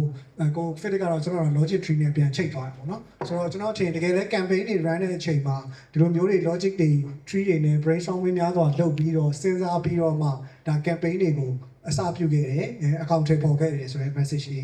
ရပါတယ်ပြီးတော့ကျွန်တော်တို့ဟိုငရဲကြီးွားတဲ့ဥပမာဆိုရင်ဒါကျွန်တော်တို့ကဟိုပေါက်တိုင်းကောင်းတာလားကို value အောင်ပါရှိတာလဲဆိုတော့အဲ့လိုမျိုးအဲ့ဒါမျိုးလေးဘေးမှာကျွန်တော်ကအခုခေတ်က noise တွေအများများတော့เนาะ noise ဆိုစူညံတန်တွေအများများတဲ့အထင်ပါမှာကိုယ့်ဟာကို unique ဖြစ်နေအောင်ဘယ်လိုလုပ်မလဲဆိုတာကိုစဉ်းစားစေခြင်းတဲ့ message တွေရပါတယ်ကို Philip ကျေးဇူးများတင်ပါတယ်ဆိုတော့နောက်ထပ် round 2ပေါ့နော်ကျွန်တော်ဒီ round 2မှာတော့ creator တွေရဲ့ mindset နဲ့ brand owner တွေရဲ့ mindset ကြားပေါ့ဆိုတော့အဲ့ဒါလေးကိုကျွန်တော် discuss လုပ်မှာဖြစ်ပါတယ်ဆိုတော့မနက်တော့ဒီလုပ်ပါတယ်ဆိုတော့မနက်လာမှာလည်း content တွေ create လုပ်တဲ့အချိန်မှာကိုကြိုက်တာကိုဖန်တီးခြင်းနဲ့ စိတ်ကြီးလည်းရှိတယ်တစ်ဖက်မှာကိုက professional တယောက်ဖြစ်လာတဲ့အချိန်မှာကိုနဲ့ဒီလက်တွဲလုပ်လာတဲ့ brand တွေရှိမှာပေါ့နော် brand တွေကလည်းလိုချင်တဲ့ content ပုံစံတွေလည်းရှိတယ်တော့ campaign ကတော့ brand တွေအချိန်မှာကိုဖန်တီးချင်တာနဲ့ brand ကိုချင်တာနဲ့ဂျားထဲမှာဘယ်လိုမျိုး balance လုပ်ခဲ့တယ်လဲကိုဒီလက်တွေ့မှာနောက်တစ်ခုကကိုက influencer တယောက်အနေနဲ့ KOL တယောက်အနေနဲ့ဟော brand တွေကိုလက်တွဲဖို့ရွေးချယ်တဲ့အချိန်မှာဘယ်လို point of view တွေကနေကြည့်ပြီးတော့ရွေးချယ်လေးရှိတယ်ပေါ့နော်ဆိုတော့အဲ့ဒါလေး discuss လုပ်ချင်ပါတယ် ဟုတ်ကဲ့ပါဒီမိကုန်းလေးကတော့ကောင်းတယ်ပေါ့နော်creator တယောက်ကဟိုနည်းနည်းလေး awareness ရှိရသူမျိုးဆိုရင်အကုန်လုံး brand တွေက collab လုပ်ချင်ကြရဆိုတော့လေအဲ့တော့brand တွေကိုဘယ်လိုရွေးချယ်ဖြစ်တယ်လဲဆိုတဲ့ဟာကိုပဲနည်းနည်းအရင်ဖြေလိုက်မယ် second မိကုန်းလေးပေါ့နော်အဲ့တော့ကိုစီကို brand တစ်ခုကလာပြီးချင်းကပ်လာပြီးဆိုရင်နည်းနည်းတော့ပဲအချက်ကိုကြည့်လဲဆိုရင်ကိုသွားနေတဲ့ကို sharing လုပ်နေတဲ့ category နဲ့ကိုက်ညီတဲ့ brand ဖြစ်ရလားသူကို promote လုပ်စီခြင်းနဲ့ campaign ရောကို audience အတွက်တင့်တော်ပါမလားအဲ့ဒီဟာကိုအရင်စဉ်းစားရပေါ့နော် okay ဟုတ်ပြီတင့်တော်တယ် brand ကလည်းကိုနဲ့သက်ဆိုင်တယ် audience အတွက်လည်းဒါကိုကချပြလို့ရမယ်ဆိုတော့ဒီအလုပ်ဒီမျိုးပဲကိုကရွေးချယ်ပြီးတော့အရင်ဆုံးလက်ခံရတယ်ပေါ့နော်အဲ့တော့ဒီတချို့ကြတော့ဗာဖြစ်တယ်လဲဆိုတော့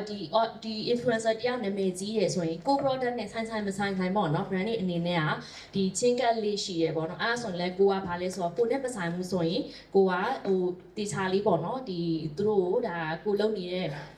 ways မဟုတ်ဘူးပေါ့နော်ဒီတခြားလိုမျိုး influencer မျိုးရွေးချယ်ရဲဆိုရင်တော့ပိုပြီးတင့်တော်မလဲဆိုရယ်အကြံပေးချက်ကလေးသွားလိုက်တာပေါ့အချို့ကြကလည်းချစ်ဖို့ကောင်းတယ်တလားသူတို့ကရိုးရိုးသားသားမသိလို့ကိုသူတို့ကလာပြီးတော့ဟိုချင်းကတ်တာမျိုးရှိအဲ့ဒါဘာလဲဆိုတော့မနနာကိုချစ်လို့ပေါ့မနနာကိုချစ်လို့ကျမထုတ်ထားတဲ့ဒီ product ကလေးကိုအမအောင်သုံးစီခြင်းနဲ့အမနဲ့ပဲကြီးညာခြင်းနဲ့အဲ့လိုမျိုးpersonal emotion အရာကိုလာပြီးတော့ကိုကိုကြောညာစီခြင်းနဲ့သူတွေလည်းရှိတယ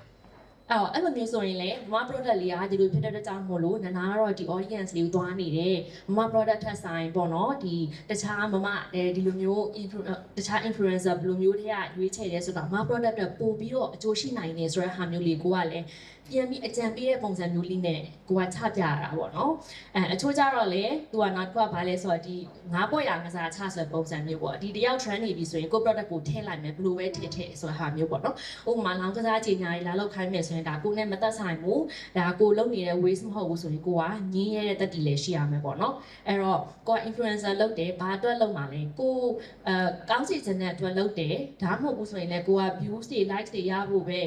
ဟိုဒီလိုပဲဟိုငွေကြီးအတွက်ပဲလုပ်တယ်ဆိုရင်လည်းတစ်မျိုးပေါ့လေနော်အဲ့တော့ဒါကတော့ကိုသွားခြင်းတဲ့ ways ကိုကွာရှင်းရှင်းလင်းလင်းသိဖို့လိုအပ်ပါတယ်အဲ့တော့ဟုတ်ပြီကိုကဒီ brand တစ်ခုကိုလက်ခံလိုက်ပြီဆိုရင်နာနာတို့ကဘာကိုကြည့်ရလဲဆိုရင်ဒီ brand ကဘာကိုပေးချင်တာလဲကိုယ့်ရဲ့ audience ကိုအဲ့ဒီဟာကွာတိတိကျကျနားလည်မှရမယ်ဘာဖြစ်လဲဆိုတော့ influencer ဒီ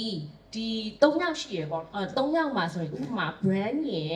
့ပြီးတော့ကိုယ့်ရဲ့ audience ကြားထဲမှာရှိတဲ့သူကဘာလဲဆိုတော့ပေါင်းကူးတရားနဲ့တူတယ်influencer ဆိုတာအဲ့တော့ကိုယ့်အပေါ်မှာအများကြီး motive ပြီးတော့ဒီ brand က reputation ကောင်းသွားနိုင်တယ်လို့မျိုးကိုလုပ်တဲ့ဟာမှာလွဲမှားသွားလို့ဒီ brand မှာထိခိုက်သွားတာမျိုးတွေလည်းရှိနိုင်တယ်။ဒါကြောင့်မို့လို့တအားရေးကြည့်တယ်။ဒါကြောင့်ဒီ brand ကဘာ message ကိုပေးချင်တာလဲဆိုတာကိုကရှင်းရှင်းလင်းလင်းသိရမယ်ပေါ့နော်။အဲ့တော့သိသွားပြီဆိုတော့ကိုကဘာလဲဆိုတော့ audience အတွက်ကို value တစ်ခုခုထည့်ပြီးတော့ content create လုပ်ရမယ်။ကိုကကြော်ညာဒီဟာကြီးအရန်ကောင်းတယ်ဒီဟာကိုသုံးသင့်တယ်သိရမလားဒါတွေဝယ်စားကြပါဆိုပြီးပြောရထက်ဆိုင်သူတို့လိုချင်နေတဲ့ဟာတစ်ခုခုထဲပေါ့နော်ဥပမာနနာကိုထားပါတော့စက်ပြာကြီးတစ်ခုခုဟိုပကံစေးစက်ပြာကြီးပဲထားပါတော့နော်ပကံစေးစက်ပြာကြီးကကိုလာကြီးညာခြင်းတယ်ဆိုဒီပကံစေးစက်ပြာကြီးသုံးမှအရန်ပြောင်းတယ်ကောင်းတယ်ပြောရထက်ဆိုင်ဒီပကံစေးစက်ပြာကြီးကိုသုံးပြီးတော့တခြား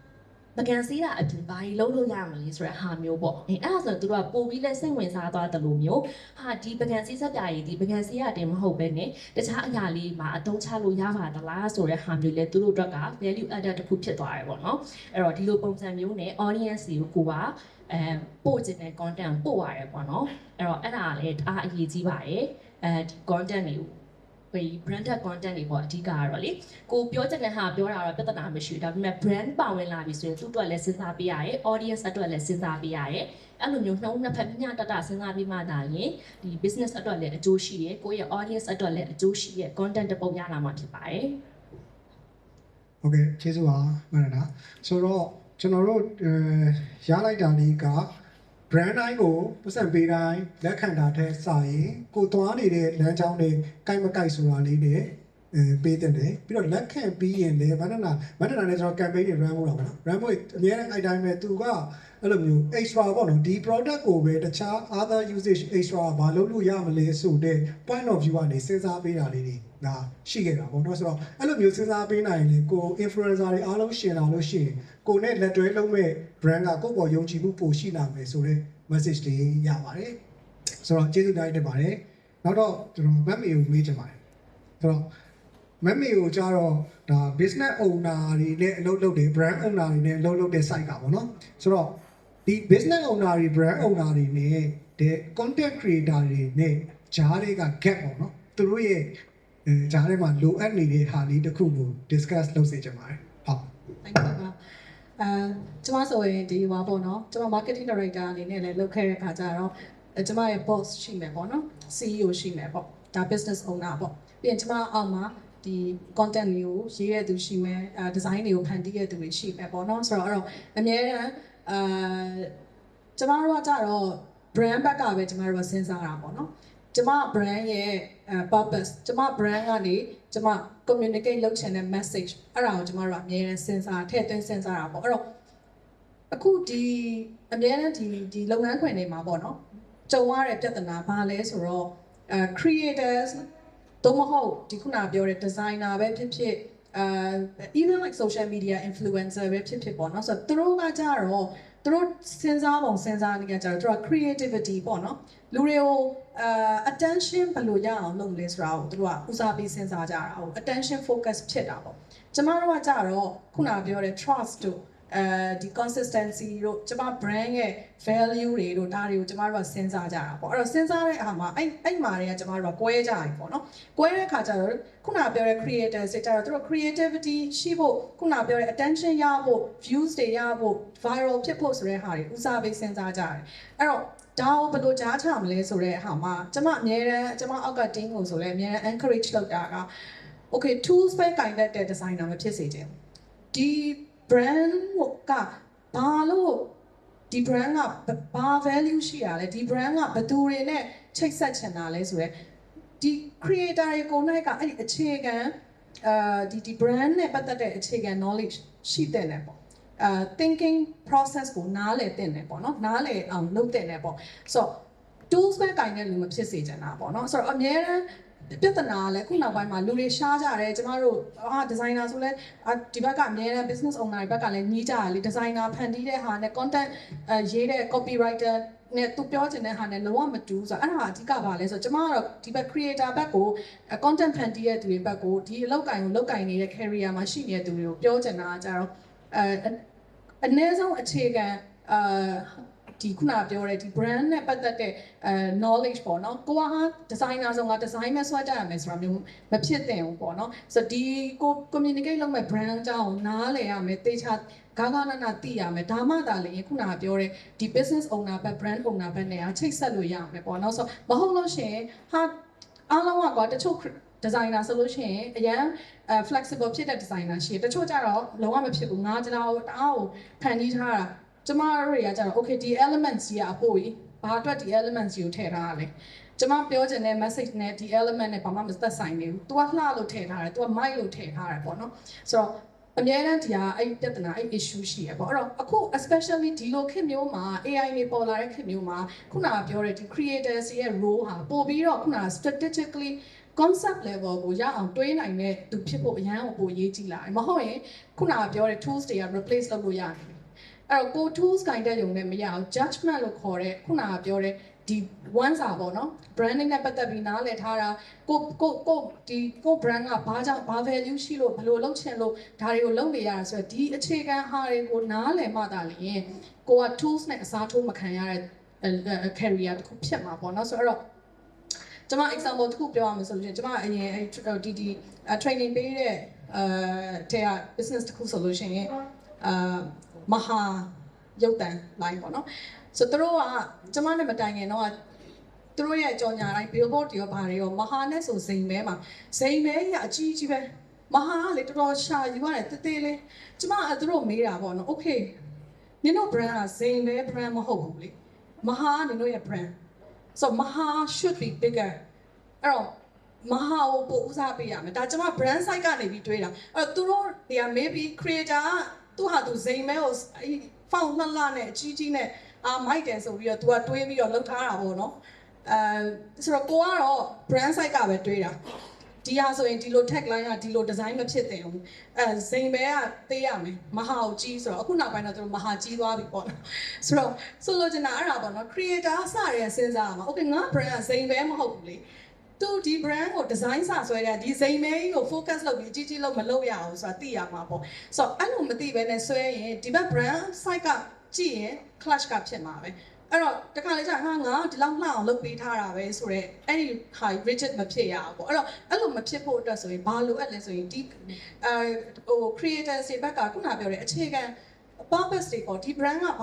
ဘာရည်ရွယ်ချက်ရှိရလဲဒီ brand က value ကဘာလဲဒီ brand က visually ဘယ်လို communicate လုပ်ချင်တာလဲဆိုတော့အဲ့ဒါကိုကောင်းကောင်းနားလေသဘောပေါက်မှသာလေသူဖန်တီးတဲ့ဟာနဲ့ဒီဘက် business owner brand owner ဘက်က requirements တွေကလာပြီးတော့ဘယ်လိုပြောမလဲတဟဆာတာဖြစ်မယ်ပေါ့မဟုတ်ရင်ကွဲနေမှာပဲအဲ့တော့ကွဲနေတဲ့ဟာကိုငါဖန်တီးတာကိုတော့အဲ့လိုမဖြစ်ဘူးဆိုတဲ့ဟာမျိုးမဖြစ်သင့်ဘူးပေါ့နော်ဆိုတော့ကျွန်မကတော့အများနဲ့ဒီနောက်ပိုင်းမှာဒီ junior level ကပဲဖြစ်ဘယ်လိုပဲဖြစ် okay အခြေခံ knowledge ကဒီအလုံးလုံးမယ်ဆိုလို့ရှိရင်ဒီ brand အကြောင်းကိုသိရမယ်ဒီ brand ရဲ့ value ကိုနားလည်ရမယ်ဒီ brand ရဲ့ audience ကဘယ်သူတွေလဲဆိုတာကိုသိရမယ်ဆိုတော့ဒီဟာကိုအနေဆုံးတော့သိတယ်နဲ့အဲ့ဒါမှသာချင်း conceptual level ကိုတက်လာမှာမဟုတ်ရင်တစ်သက်လုံး designer ပဲဖြစ်နေမှာပေါ့နော်ဒီထက် career ဒီထက် grow ဖြစ်လို့ရတဲ့ဟာအများကြီးရှိသေးတယ်ဆိုတော့ဒါလေးကတော့ကျွန်မ share လုပ်ချင်တယ်ပေါ့နော် thank you ပါ ဟုတ်ကဲ့ပါမမေကျေးဇူးအများကြီးတင်ပါတယ်ဆိုတော့ညကုတ်ဒီချင်းတီးလို့ရနော် thank you ပါ ဆိုတော့creator တွေ designer တွေပေါ့နော် create လုပ်တဲ့သူတွေကနောက်က concept branding concept marketing concept ကိုပါတည်ထားရင်ပို့ပြီးတော့အကျိုးရှိတဲ့ content တွေ output တွေပေါ့နော်ဒါတွေပို့ဖန်တီးနိုင်တယ်ဆိုတော့ message တွေရပါတယ်ဆိုတော့နောက်မေးခွန်းလေးပေါ့နော်ကို Philip ကိုမေးချင်ပါတယ်ဒါပေမဲ့ရန်တိုက်ပေးသလိုတော့ဖြစ်သွားပါတော့ဆန္ဒမဟာလင်းများနေကိုရန်တိုက်ပြီးဆန္ဒတော့ကျတော့မဟာကို logo ကြီးခိုင်းလိုက်တာပေါ့နော်ဆိုတော့အခုဒီကိစ္စကလည်းကျွန်တော်အဲ့ logo ကြီးပေးဆိုတဲ့ကိစ္စအားလုံးသိမယ်တယ်ပါနော်ဟို designer တွေပါဆိုသိပြီးသားဖြစ်နေတယ်တခုခုဆို logo ပဲကြီးခိုင်းနေတာပေါ့နော်ဆိုတော့အဲ့တော့အဲ့ logo ကြီးပေးဆိုတဲ့ကိစ္စလိုမျိုးပေါ့နော်အဲ့လိုမျိုး creative thinking မှာဖြစ်နေတဲ့ gap ပေါ့နော် creator တွေရဲ့ thinking gap ပေါ့နော်အဲ့ဒီမှာအဲ့လိုမျိုး logo ကြီးပေးတာဆိုရင်ဘယ်လိုမျိုး handle လုပ်တင်တယ်ကိုဖိလစ်ရဲ့အမြင်ပေါ့နော်ဒါမက်ဖေကတော့ဒါ logo ကြီးခိုင်းခဲ့တာပေါ့နော်ဒါဆိုတော့ discussion point ကို 80 ထည့်ပေးလိုက်ဆိုတော့အဲ့ဒါလေးဘက်ကနေဆွေးနွေးစေချင်ပါတယ်ကိုဖိလစ်ဟုတ် logo ကြီးပေးတာဆိုဟိုဟာနောက်ကိုယ် experience နဲ့ပဲတစ်ချက်ပြောပါတော့အဲ့တော့ဒီ industry ကို join နေပေါ့ခုနကမလင်းပြခဲ့တဲ့ ikigai လို့ပေါ့နော်အဲ့တော့ကိုကဘာ passion ရှိလဲဘာလုပ်ပေးနိုင်လဲမလို့ဘာဘာ value ကဘာကြီးကိုပေးနိုင်တာမလို့ဒီ profession တွေကို join တာလဲဆိုတော့နောက်ကပြောလို့ရှိရင်အဲ့လိုဖန်တီးရတဲ့နောက်ပဲဥပမာဆိုပြငယ်ငယ်တော့ရုပ်ရှင်ကြည့်လို့ရှိရင်လူတွေအရောက်ရာရှိတဲ့အများကြီးပဲလေအဲ့တော့အဲ့ဒီဟာ passion တွေဖြစ်တာတခုခုကိုဖန်တီးပေးချင်တာပေါ့နော်သူများအတွက်အဲ့တော့နောက် dream ကကျတော့ထားပါအပြင်မှာအကျဉ်းပြောရတာကို green ကိုကိုက execute မလုပ်လို့ရှိရင်ကိုကသူများ dream အတွက်ကိုလုပ်ပေးရလိမ့်မယ်ဆိုတော့ point of view ရှိရပေါ့နော်အဲ့တော့ကိုယ့်ရဲ့ dream ကို sacrifice လုပ်တာပေါ့နော်ကျတော့သူများရဲ့ dream ကိုaccomplish လုပ်ပေးရတဲ့ကြိုက်တယ်ဆိုတော့ရဲ့ကြွကျင်တဲ့ဘက်ကနေ creatively brand တွေကိုဘာ value ပေးနိုင်လဲဆိုတော့စခဲ့ပေါ့နော်အဲ့တော့စလုပ်ခဲ့တဲ့brand မောင်းဆိုပေါ့နော် brand မောင်းဆိုဟို directory ကလမ်းညွှန်စာအုပ်ကနေပြီးတော့ခု national brand ထိကစဝိုင်းကောင်ကတန်တူတန်စားဆိုင်ကgovernment entity ရဲ့ NGO တွေရောနောက်ပြီး national brand တွေထိပေးခဲ့တာမှာအဲ့တော့ကိုယ့်ဘက်ကနေပြီးတော့ brand အတွက်ဘာလုပ်ပေးနိုင်လဲဆိုတော့service point of view ပေါ့နော် service point of view ဆိုတော့အဲ့တော့နော်ဒီဘက်ကcreative side creator ဟိုမပြောဘဲနဲ့ creative ပေါ့နော် designer တွေ animator တွေအနေနဲ့ကဘာအများဆုံးဖြစ်ကြလဲဆိုတော့ okay ကိုကဒါကို create လုပ်ပေးလိုက်တဲ့ဟာကို client ကဘာလို့မရောင်းတာလဲဆိုတော့point of view မှာတင်နေကြတယ်ဆိုတော့အဲ့တော့ ဒီမှာတစ်ခုရှင်းလိုက်လို့ရှိရင် product နဲ့ service ပေါ့နော်အဲ့တော့ကိုကဟို brand တစ်ခုတည်ဆောက်ထားပြီးတော့ product ရောင်းနေရလူလားထားပါတော့နော်ဟို Nike ကဖနက် design လုပ်တယ်ရောင်းတယ်t-shirt ထုတ်တယ်ရောင်းတယ်အဲ့တော့ကို service ပေးတဲ့လူ client ပေါ့နော် client ကကိုရောင်းတဲ့ product ကိုလာဝယ်ရလားဒါမှမဟုတ်ကိုကသူ့ကို service ပေးနေရလားပေါ့နော်အဲ့တော့ brand တစ်ခုရဲ့လိုအပ်ချက်ကိုသူကဟို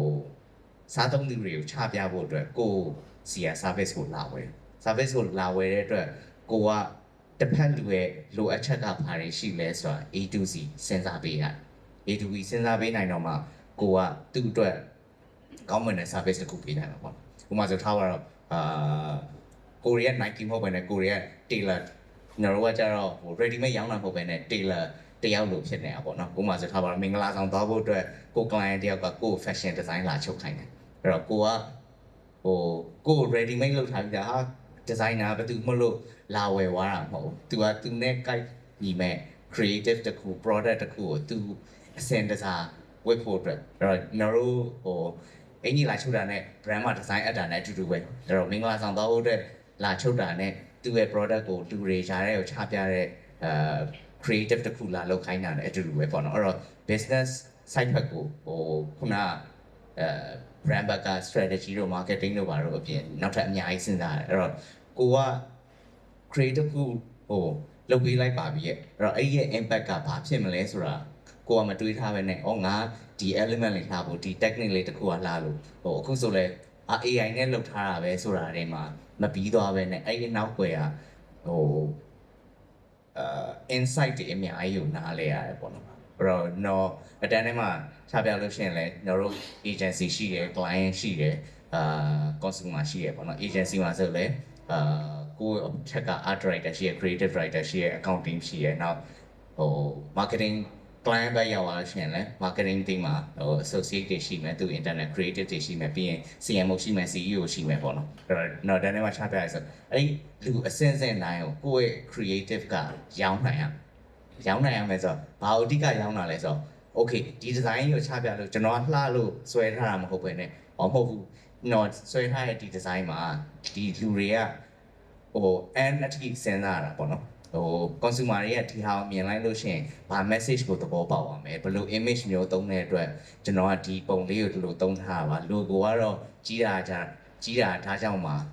တေးတာထားကြောင်းမှာဆိုတဲ့အထိကိုကဘက်ကအများကြီးဟိုရှင်းပြ communicate လုပ်နိုင်ရမယ်ပေါ့နော် communicate မလုပ်နိုင်လို့ဘယ်နဲ့ဟိုအဲ့မှာပဲဟို clash ဖြစ်ကြတာပေါ့နော်ငါဒါလုပ်ပြီးတာကိုသူနေရဘာလို့မကြိုက်ရတာလဲဒါပေမဲ့ brand owner ဘက်ကလည်းကိုကဒီဟိုကို confident မရှိတဲ့ hour တစ်ခု video content တစ်ခုကြီးကိုလူတွေကိုချပြမှာပေါ့အဲ့ဒီအတွက်ဟိုကိုအဲ့မှာ designer တွေကမလုပ်ပေးဘူးတို့ client ကဘယ်လိုဖြစ်ပဲဆိုတဲ့ဟာပေါ့နော်နောက်ပြီးနောက်တစ်ခုကကျတော့လေဟိုကိုကဘယ်ဘက်ကိုကူတည်နေရလဲအဲ့တော့ကိုကဟို creator အနေနဲ့ရက်တည်တယ်ဥပမာဆိုပါမနက်နာလို့ဆိုတာကိုပိုင်ဟို content create လုပ်နေရလို့ဒါပေမဲ့ဒီဘက်ကကျတော့လေဟို everyone can be content creator လို့ဒီဘက်ကငါမှန်တယ်ဆိုတာထက်နောက် professional route တစ်ခုကလည်းဒါဟိုဒီလိုမျိုး service ပေးတဲ့နောက်လိုမျိုးbrand တွေကို service ပေးတဲ့ creative တယောက်အနေနဲ့ဆိုရင်တော့ကို service ပေးရလူကဘာလဲကိုကဘယ်လိုသူ့ကိုလှပအောင်ကိုဖန်တီးပေးလဲဆိုတာမျိုးကိုစဉ်းစားပေးနိုင်လို့ရှိရင်ပို effective ဖြစ်မှာပေါ့နော်နောက်ပြီးနောက်တစ်ခုကကျတော့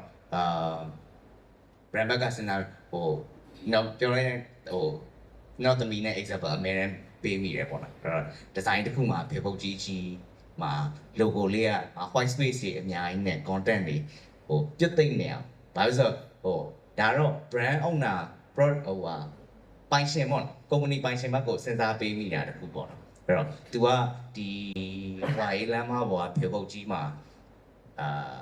တလား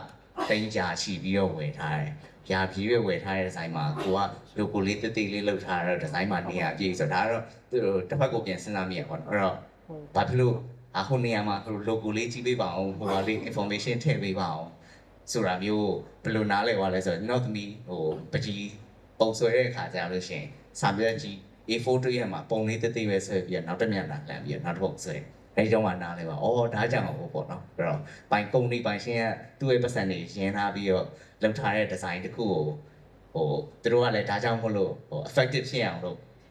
တောင်းဆိုမိတဲ့ဟာပေါ့နော်ဒါကတော့ one of the incident ပေါ့နော်အဲ့လိုမျိုးဖြစ်တဲ့ design တွေလည်းဒီကဘာကြီးတောက်လျှောက်မှာအများကြီးတွေ့မိလိုက်တာဒါပေမဲ့တခြားတစ်ဖက်မှာလည်းအဲ့ကဘာကြီးမှာပဲ billboard တစ်ခုတွေ့မိမှာဟိုဟာ beauty body as art ဆိုပြီးတော့ queen ဆိုတဲ့ကြော်ညာတစ်ခုအဲ့ဒါမျိုးဟို logo တွေကြီးဟို color တွေလည်းအယောင်စုံတွေနဲ့ဆွဲပြီးတဲ့ creative လည်းရှိတယ်လို့နောက်တစ်ခု creative ကြတော့ brand agency ကcreative agency က brand owner ကိုဘယ်လို concept နဲ့ body as art စာဘာကြောင့်ဒီကမလေးနှစ်ယောက်ရဲ့figure တစ်ခုရဲ့ body as art ဆိုတဲ့ tagline ရဲ့နောက်ပြီးတော့ queen ဆိုတဲ့သူတို့ရဲ့ logo လေးကိုဘာကြောင့်ထည့်ထားလဲဆိုတော့ဒါကတော့ဟို creative တွေနဲ့ကိုယ့် idea ကိုဘယ်လို sell နိုင်မလဲပုံမှာပဲမူတည်ပြီးတော့content ကိုပွဲသွားမယ်ပေါ့နော်အဲဒီဂျာထဲမှာတော့ there's a lot of room to negotiate and improve and propose အများကြီးလုပ်ရတာဒါပေမဲ့ကိုယ့်ဘက်ကဘယ်လိုရအောင်လဲဆိုတော့ဝယ်တော့မှာဟုတ် ဟုတ်ကဲ့ကိုဖစ်တယ်ဒီပြည့်စုံရှင်းပြပေးတာကျေးဇူးတင်ပါတယ်အဲ့တော့ကျွန်တော်က logo ကြီးတာသေးတာထက်စားလို့ရှိရင် client understanding ကအရေးကြီးမယ်ပြီးတော့ even business owner နဲ့စကားပြောခဲ့ရင်တော့ကိုယ့်အထက်လူကြီးနဲ့ပြောခဲ့ရင်တော့ကိုက creative တယောက်အနေနဲ့ကိုယ့်ရဲ့ idea ကို sales လုပ်နိုင်ရမှာပေါ့နော်။ဘာကြောင့်ဆိုတော့အချက်လက်ပါတဲ့ဟာမျိုးတွေပြောနိုင်လို့ရှိရင် sonar point တွေပေါ့နော်။ sonar point တွေကိုကျွန်တော်ကြော်သွားနိုင်တယ်လို့မြင်မိပါတယ်ဟုတ်ကဲ့။ကျေးဇူးများကြီးပါတယ်။ဆိုတော့ Dr. Check ကကြတော့ကျွန်တော်တို့ဒီ KOL တွေ influencer တွေကိုရွေးတဲ့ point ပေါ့နော်ကျွန်တော်တို့ brand ဘက်ကနေပြီးတော့မန္တနာတော့ဒါဟို creator site ကနေပြီးတော့ brand တွေကိုဘယ်လိုပြန်ရွေးချယ်လဲဆိုတာမျိုးကျွန်တော် discuss လုပ်ခဲ့တာပေါ့နော် Dr. Check အနေနဲ့ကြတော့ကျွန်တော် brand တွေကို handle လုပ်ပေးတဲ့အချိန်မှာဒီ KOL တွေ influencer တွေအများကြီးတွေကနေပြီးတော့ဘယ်လိုမျိုးရွေးချယ်လေးရှိတယ်ပေါ့နော်အဲ့ဒါလေးကို discuss လုပ်စေချင်ပါတယ် ရှင်တိုက်ပြီ ဟို point of view တွေအစုံမြင်ရအောင်လေနော် အဲ့မိကောရဲ့အဖြေအားဆိုရင်တော့လေခုနမန္တနာပြောတဲ့ဟာဘယ်လိုပြန်လှည့်လိုက်တယ်ဆိုရင်လူလောက်ပါပဲ။ဘာလဲဆိုတော့ခုနမန္တနာပြောတဲ့ထဲမှာလည်းပါတယ်။နောက်မှာအမားတို့ coffee လေးပြောတဲ့ထဲမှာလည်းပါတယ်။ကျွန်တော်တို့အဲ့မှာဆိုရင် party က3ခုလောက်ရှိရပေါ့နော်။ brand ရှိရယ်ကျွန်တော်တို့ audience ရှိရယ်ဂျားထဲမှာ influencer ရှိရယ်ပေါ့နော်။အဲ့မှာမန္တနာပြောရတဲ့ influencer ကဂျားထဲက gap ပေါ့နော်။အဲ့တော့ဘယ်လိုရွေးချယ်လဲဆိုတဲ့ခါကျတော့ကျွန်တော်တို့ကဒါခုနမန်လင်းပြောတဲ့စကားကိုပြန်ကောင်းကျွန်တော်တို့က agency နေနဲ့ဆိုကျွန်တော်တို့ HR ထဲမှာကြည့်ပြီးဟိုဘက်လည်းညှိရမယ်ဒီဘက်လည်းညှိရမယ်ပေါ့နော်။အဲ့တော့ကျွန်တော်က bridge influencer ရွေးရဆိုတာခုနပြောတဲ့ influence ဟိုဒီ bridge ပေါ့နော် audience နဲ့ brand ရဲ့ bridge ဆိုတဲ့အတွက်နှစ်ခုလုံးကတရားထိုးလို့ရတဲ့အကွာဝေးမှာတော့ရှိနေရမယ်လို့ဖြစ်ရမယ်ပေါ့နော်အဲ့တော့ဟိုကျွန်တော်အနေနဲ့ practice ကတော့နံပါတ်1ကတော့ target audience ပေါ့နော်အဲ့မတိုင်ခင်တော့ brand owner တွေရှိရတော့သူရဲ့ဟို budget တို့ ROI တော့လာမှာပေါ့နော်ဒီ budget range တော့ရှိမယ်အမှ10သိန်းရှိရဲ့လို့ကျွန်တော်သိကြတယ်လို့တော့လုံးဝတော့ပြလို့မရဘူးပေါ့နော်ဒါပေမဲ့ကျွန်တော်မှာ budget range ရှိရဲဆိုတော့နံပါတ်1ကကျွန်တော်တို့အနေနဲ့ကတော့ target audience ပေါ့နော်ဆိုတော့ဒီ brand ကလိုချင်တဲ့ target audience နဲ့နောက်တစ်ခုကဒီ influencer မှာရှိတဲ့ target audience ကတူအောင်တူရလားပေါ့နော်မတူဘူးဆိုတော့မှဘယ်လောက်ထိဟို van diagram မှာဘယ်လောက်ထိ percentage တွေတူလဲပေါ့နော်ဒါကတော့ကျွန်တော်အရင်ကြည့်ပါတယ်ပေါ့နော်နောက်တစ်ခုကကျရင်ခါကျရင် brand personality ပေါ့ brand personality နဲ့ဒီ influencer ရဲ့ personality tone တွေ voice တွေသူလိုချင်တဲ့သူပေးနေတဲ့ content တွေကရောကျွန်တော်တို့ဟိုကိုက်ညီမှုရှိရလားပေါ့နော်အဲ့ဒါလေးတွေလည်းကျွန်တော်တို့ကြည့်ပါတယ်နောက်တစ်ခုကကျရင်ခါကျရင်တော့ကျွန်တော်တို့ကတော့ခုနပြောလိုမျိုးဟိုကျွန်တော်အနေနဲ့ကတော့ခုန ethical marketing ကိုလည်းကျွန်တော်နည်းနည်းပိုအားတယ်ဆိုတဲ့အခါကျတော့ငါဘွဲ့ရအားစာချတဲ့ဟာမျိုးတွေကျွန်တော်လည်းတကယ်တော့မကြိုက်ပါဘူးဆိုတော့ trend ဖြစ်တဲ့နောက်ကိုလိုက်တဲ့ဟာမျိုးတွေနောက်တစ်ခါကျဘာပဲနာမည်ကြီးကျွန်တော် brand ထည့်လိုက်မယ်ဆိုတဲ့ဟာမျိုးတော့ထည့်နေကြတယ်ပဲပေါ့နော်ကျွန်တော်လည်း client တွေတောင်းဆိုရင်လုပ်ပေးရတော့ရှိတယ်ဒါပေမဲ့ကျွန်တော်အနေနဲ့ကတော့အရင် encourage မလုပ်ဘူးအဲ့တော့ခုနပြောတဲ့ brand personality ရဲ့ brand audience ရဲ့နောက်တစ်ခါကျရင်ခါကျရင် cost ရဲ့ပေါ့နော်အဲ့ cost ရဲ့ညီတယ်ဆိုတော့ကျွန်တော်တို့ဟိုဒါ brand influencer တစ်ချက်ရွေးပြတယ်ပေါ့နော်နောက်တစ်ခုကဘာရေးကြီးသေးလဲဆိုတဲ့ခါကျတော့နံပါတ်3အကြမ်းခါကြတော့ရှေ့မှာလည်းအမားတို့ပြောရပါတယ်။ဘာလဲဆိုတဲ့ခါကြတော့ brand နဲ့ပတ်သက်တဲ့ safety ပေါ့ safety အခုခေတ်ကဟိုခုနမလင်းတို့ပြောသလိုပဲကျွန်တော် brand ပုံမှာလူတစ်ယောက်ကအရင်နာမည်ကြီးလာတယ်ကျွန်တော် brand ကိုနဲ့ကြော်ညာဖို့ပေးလိုက်တယ်ပြီးတော့မှကျွန်တော်တို့ထားလိုက်ပါပြဿနာတစ်ခုတက်လာတယ်ပေါ့နော်ပြဿနာတစ်ခုတက်တဲ့အချိန်မှာအဲ့ကြော်ညာကိုပြတ်မလဲမရဘူးဘာမှလည်းလုပ်လို့မရတော့အဲ့မှာရှေ့မှာကုန်သွားတဲ့ပတ်စံတွေဆွဲလာတဲ့ KV တွေကလုံးဝပလုံရောရှင်းမှာ S တွေအစားတစ်ခါကျရင်တချို့ဆိုရင် URL ရှိရှိကိုအဲ့ S campaign တစ်ခုလုံးဖြုတ်ချလိုက်ရတယ်ရှိတယ်ပေါ့နော်အဲ့တော့ safety ကိုလည်းတစ်ချက်ကြည့်ရတယ်အဲ့တော့ဒီလူရဲ့ track record ပေါ့ track record ကရှေ့မှာဘာတွေလုပ်ထားခဲ့လဲရှေ့မှာဘယ်လို content တွေလုပ်ထားခဲ့လဲပေါ့နော်အဲ့ဒါတွေလည်းကျွန်တော်တစ်ချက်ပြန်ကြည့်ရမှာအဲ့တော့ခုနဟ ရှေ့ရပြောရရင်ဆက်ဆက်ရမယ်ဆိုတော့ value content တွေတကယ်လောက်ထားရလားဒီ brand အတွက်ပေါ် value ရှိရလားပေါ့နော်နောက် value content မှာ low value ဖြစ်ရလား high value ဖြစ်ရလားပေါ့နော်ဒီလူကတသိချာချာခုနမန္တနာလိုမျိုးတသိချာချာstrategically ပေါ့နော်ကျွန်တော် analyze လုပ်ပြီးတော့တကယ်လောက်ထားရဟာလားဒါမှမဟုတ်ဆိုရင်ဖြစ်တယ်လို့ပဲလောက်ထားတဲ့ content တွေလားပေါ့နော် low value ဖြစ်လား high value ဖြစ်လားအဲ့ဒါကိုကျွန်တော်ကြည့်ပြတယ်ပေါ့နော်ဆိုတော့အဲ့ challenge တွေကြည့်ပြီးတဲ့အခါကျတော့မှကျွန်တော်တို့အဓိကတော့ပြန်ရွေးဖြစ်ပါတယ်ပေါ့နော်ပြန်ရွေးဖြစ်တယ်နောက်ဆုံး decision ကတော့ influencer တခု decision ကတော့ကျွန်တော် campaign owner တွေရှိရနေတော့အဓိကတော့လာပါတယ် cost နဲ့ ROI ကလည်းဆက်တော့ပြန်ကြိုက်ကြည့်ရမှာပေါ့နော်ဟုတ် Okay နော်ဆိုတော့ကျေးဇူးတင်ပါတယ်ဆိုတော့ဒီ round ပေါ့နော်ဒီ panel round မှာတော့ကျွန်တော်တို့ကဒီ creator တွေရဲ့ point of view mindset နဲ့ business owner တွေ brand တွေရဲ့ point of view mindset ပေါ့နော်ဆိုတော့ဒါတွေကကျွန်တော်တို့ကစက်ချေဘက်သွားမယ့်အရာတွေမဟုတ်ဘူးများသောအားဖြင့်ကျွန်တော်တို့ပြင်မှာအလုပ်လုပ်တဲ့အချိန်မှာတွေ့နေရတာဒါ creator ဘက်ကတစ်မျိုး owner ဘက်ကတစ်မျိုးဖြစ်တာမျိုးရှိတာပေါ့နော်တကယ်တမ်းတော့အဲ့နှစ်ခုကို align လုပ်ပြီးသွားနိုင်လို့ရှိရင်ပို့ပြီးထိရောက်ပြီးတော့ impactful ဖြစ်တော့ campaign တွေ content တွေလုပ်နိုင်မယ်ဆိုတဲ့ message လေးကိုကျွန်တော် point of view အစုံကနေရပါတယ်ဆိုတော့နောက်ဆုံး round လေးပါကျွန်တော်ဒီတစ်ခေါက်မှာတော့ကျွန်တော်ဟို panel ရဲ့ main topic ဖြစ်တဲ့ career နဲ့ပတ်သက်တဲ့ပေါ့လေးတွေဆွေးနွေးကြပါတယ်မနက်နာအောင်မြင်ဆုံးမေးကြပါတယ်အဲ့တော့ professional content creator အနေနဲ့ရေရှည်ရပ်တည်ဖို့ကိုဒီ view တွေ like တွေကတော့အရေးကြီးတာပေါ့နော်ဒါပေမဲ့အဲ့ထက်ပိုအရေးကြီးတဲ့အရာတွေရှိမယ်လို့ထင်ပါတယ်ဆိုတော့ career တစ်ခုအနေနဲ့တကယ် professional တွေအနေနဲ့ရပ်တည်ဖို့ဆိုရင်အဲ့ view တွေ like တွေထက်ပိုအရေးကြီးတဲ့ဟာဘာလေးရှိပါမလဲ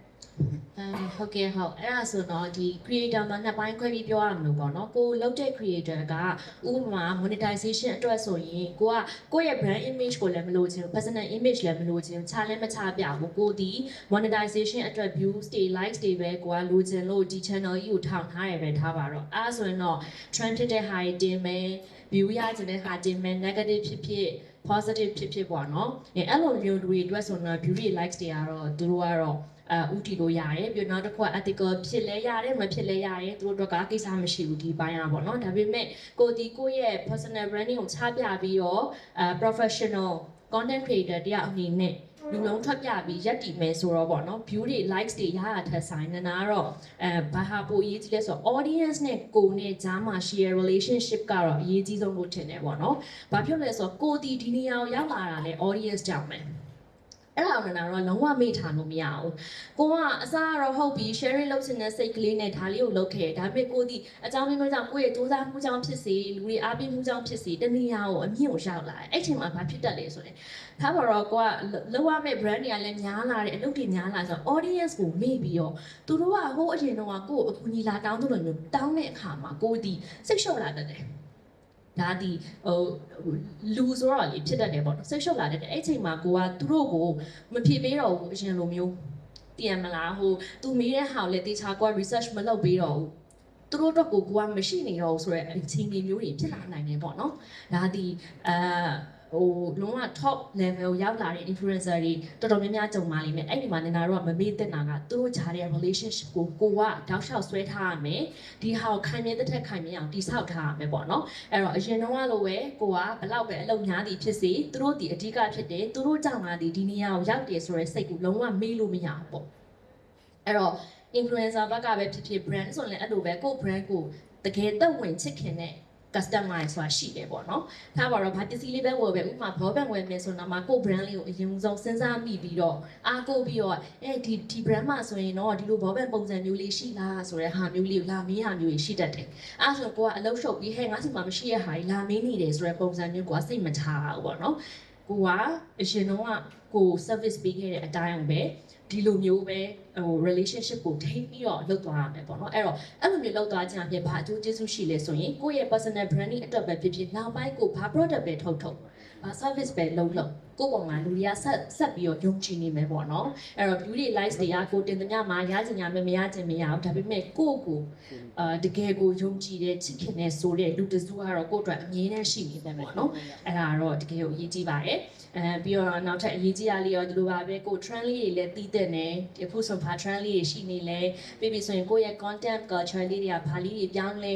နေတယ်လဲပေါ့နော်အဲ့ဒါလေးတွေကိုလည်းနင်နာတို့ကလိုက်ပါစီးမျောပြီးတော့ကိုယ့်ရဲ့ style ကိုပြောင်းလဲတဲ့နေဆိုရင် ပြောင်းလဲဖို့ဝင်လေးလို့မရအောင်ပေါ့နော်ငါလွန်ခဲ့တဲ့9နှစ်တောင်ကဒီလိုပုံစံတွေတင်ဆက်လာတယ်အခုထိလည်းငါဒါပုံစံပဲလုပ်မယ်နောက်လည်းငါဒီပုံစံပဲလုပ်မယ်သွားလို့မရအောင်ပေါ့နော်အဲ့တော့အခုခေတ်ကပြောင်းလာလဲတအားမြန်နေအထူးသဖြင့်ဒီလိုမျိုး digital လောကမှာဆိုရင်ပြောင်းလဲတွေကအမြဲတမ်း trending နေတာလी trend တွေရော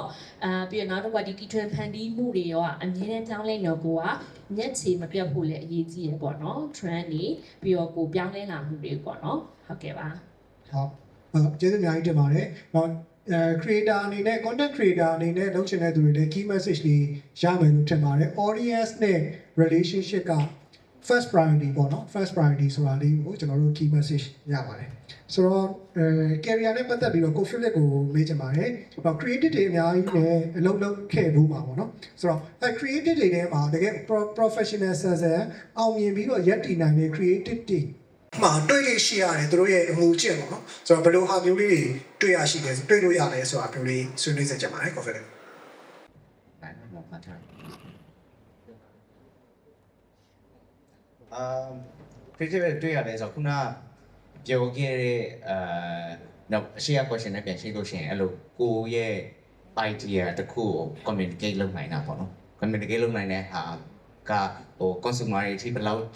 ထိရောက်လဲဆိုတော့အဲ့ဒါဘာလဲဆိုတော့အဲ့မှာဘာတွေ့ရမလဲဆိုတော့ကျွန်တော်တို့ဟိုကို career တောက်လျှောက်မှာဘယ်သူက sell လုပ်နိုင်လဲဘယ်သူက sell မလုပ်နိုင်လဲပေါ့မှာအဲ့ဒီဟာက ugly truth ကဘာဖြစ်လဲဆိုတော့ကိုယ့်ရဲ့ skill နဲ့တစ်ခါလေကြားလို့ရှိရင်ဆိုင်တော့ပြန်လို့ဆိုတော့ဟို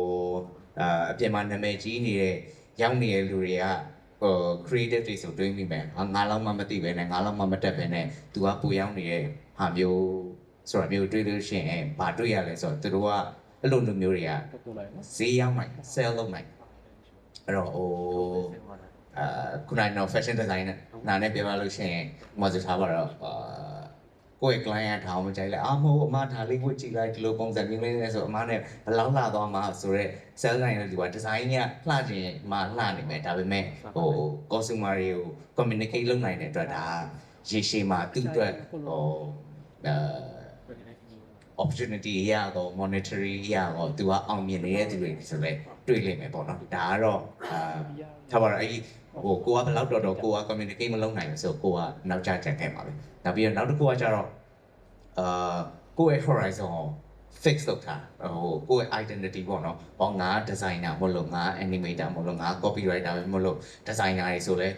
animation ကငါလည်းမဆိုင် copy ကငါလည်းမဆိုင်ဘူး animator ဆိုလဲဟိုသူ့ကို designer အစားဆုံး element တွေမပြင်ပေးထားရင် तू က animate မလုပ်ပေးဘူးဆိုတော့ကိုအဲ့ဒါကြောင့်ကိုပေါင်ခတ်ထားတာပေါ့နော်ပေါင်ခတ်ထားတဲ့အချိန်မှာကိုအတွက် growth လည်းမဖြစ်တော့တော့တောက်လျှောက်မှာဗာမြင်ရဆိုတော့ကိုယ်တိုင်လည်းကြုံရပါပဲအဲ့တော့ career တောက်လျှောက်မှာကို improve လုပ်ရှင်တဲ့ဟာလည်း improve လုပ်ရတယ်ကို improve မလုပ်ရှင်တဲ့အရာလည်းကို improve လုပ်ရတယ်ဟိုကျွန်တော်တို့ဆိုဘာဖြစ်လဲဆိုတော့ကျွန်တော်က visual သမားanimation တွေပါတယ်ထိရတယ်ဒါပေမဲ့ကျွန်တော်ဟို copywriting နဲ့ဘက်မှာဆိုလို့ရှိရင်ငါဒါနဲ့မဆိုင်ဘူးဆိုတော့နေခဲ့တဲ့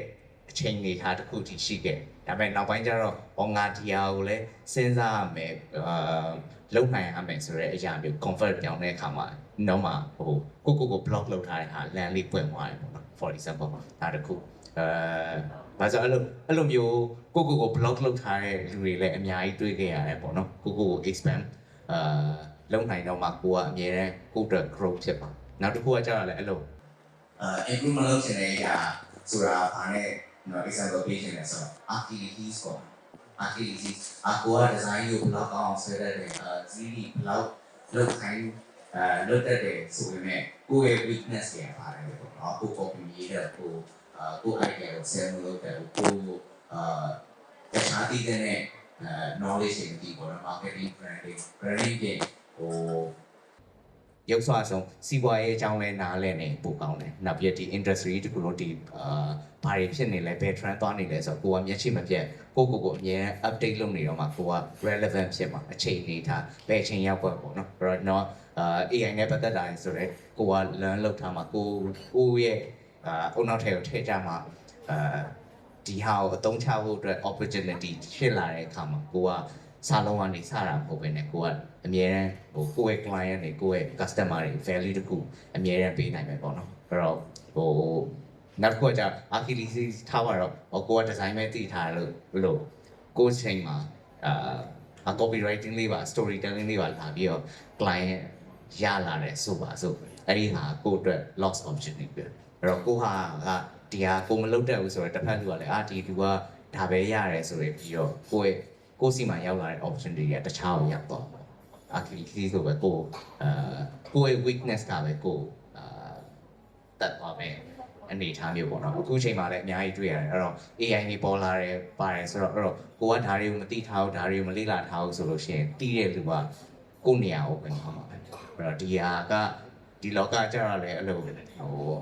အချင်းချင်းဘယ်သူကပိုတာလဲဆိုတာအများတန်းဖြစ်နေရပေါ့နော်ကိုကို improve လုပ်ထားလို့ဆိုလို့ရှိရင်လည်းကိုကနောက်ကောက်ကြရတယ်ပါကောင်းလို့ပြောချင်မှာပေါ့နော်ဒါကတော့part of the insights ပေါ့နော်တခြားဒါပေမဲ့ဒီခေတ်လူငယ်တွေကတော့နော်ဒီဘက်နော်အတန်းထဲမှာစာသင်ကြည့်ရဲ့အခါမှာအများကြီးအပြင်ပွင့်မှာသူတို့လမ်းလှုပ်ရှင်တဲ့စိတ်တွေလည်းအများကြီးရှိရဒီဇိုင်နာတွေပဲဖြစ်ဖြစ်နောက်တခြား content creator တွေပဲဖြစ်ဖြစ်ဒါကိုသိချင်ကြရဲဆိုလို့ရှိရင်ဒီ rate လေးနဲ့ဆက်သွားရင်တော့နောက်ထပ်အများကြီးခွင့်လန်းနေရှိတာတော့ပေါ့ဟုတ်ကဲ့ကျေးဇူးအများကြီးတင်ပါတယ်ဟုတ်ကဲ့ဆိုတော့ကျွန်တော်တို့ creative မှာအဲ့လိုမျိုး open လောက်ထားပြီးတော့ဒီ specialty အစုံကိုတည်ထားတဲ့ဟာမျိုးဆိုရင်ပို့ပြီးတော့ effective ဖြစ်မယ်နောက်ဆုံးကို Philip ပြောသွားတဲ့ထဲမှာဆို sales ရောင်းနိုင်ရမှာကိုယ့် idea ကိုရောင်းနိုင်တဲ့အနေအထားမှာရှိရမယ်ဆိုတဲ့ key message တွေရှိပါတယ်ဆိုတော့ကို Philip ပြောတဲ့ထဲမှာ AI ပါသွားတယ်ပေါ့နော်ဆိုတော့ဒေါက်တာချက်ကိုနောက်ဆုံး career နဲ့ပတ်သက်တဲ့ AI နဲ့ပတ်သက်တဲ့ဟာလေးပေါ့နော်ဒါအားလုံးလည်းသိကြကြမယ်ထင်တယ်ဘာလို့လဲဆိုတော့အခုကဒီ creative လောကထဲမှာကိုယ်နဲ့တူတူ content writer တွေ designer တွေတူတူရှိအောင်နေမှာကတော့နောက် AI တွေပါလာပြီပေါ့နော်ဆိုတော့အဲ့ဒီ content creator တွေတည်ထားတဲ့ဒီ AI နဲ့ဆိုင်တဲ့ future ကဘာရှိမလဲနောက်ပြီးတော့ကိုယ် replace မလုပ်သွားအောင်လည်းဘယ်လိုပြင်ဆင်ထားရမလဲပေါ့နော်ဆိုတော့အဲ့ဒါ career နဲ့ပတ်သက်တဲ့ point of view ကနေဆွေးနွေးပေးပါ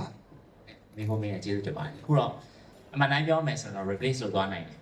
replace လုပ်သွားနိုင်တယ်ပေါ့နော်ကျွန်တော်ခေတ်ပြောင်းနေဆိုရင်အဲ့ခေတ်မှာသူ့ရဲ့ career တွေကတော့ပျောက်သွားတယ်တရားထုတ်လိုက်တယ်ဆိုရင်ကံမောင်းနေပြီးပျောက်သွားတယ်ပေါ့နော်ဆိုတော့ AI ကလည်း replace လုပ်နိုင်တယ်ဒါပေမဲ့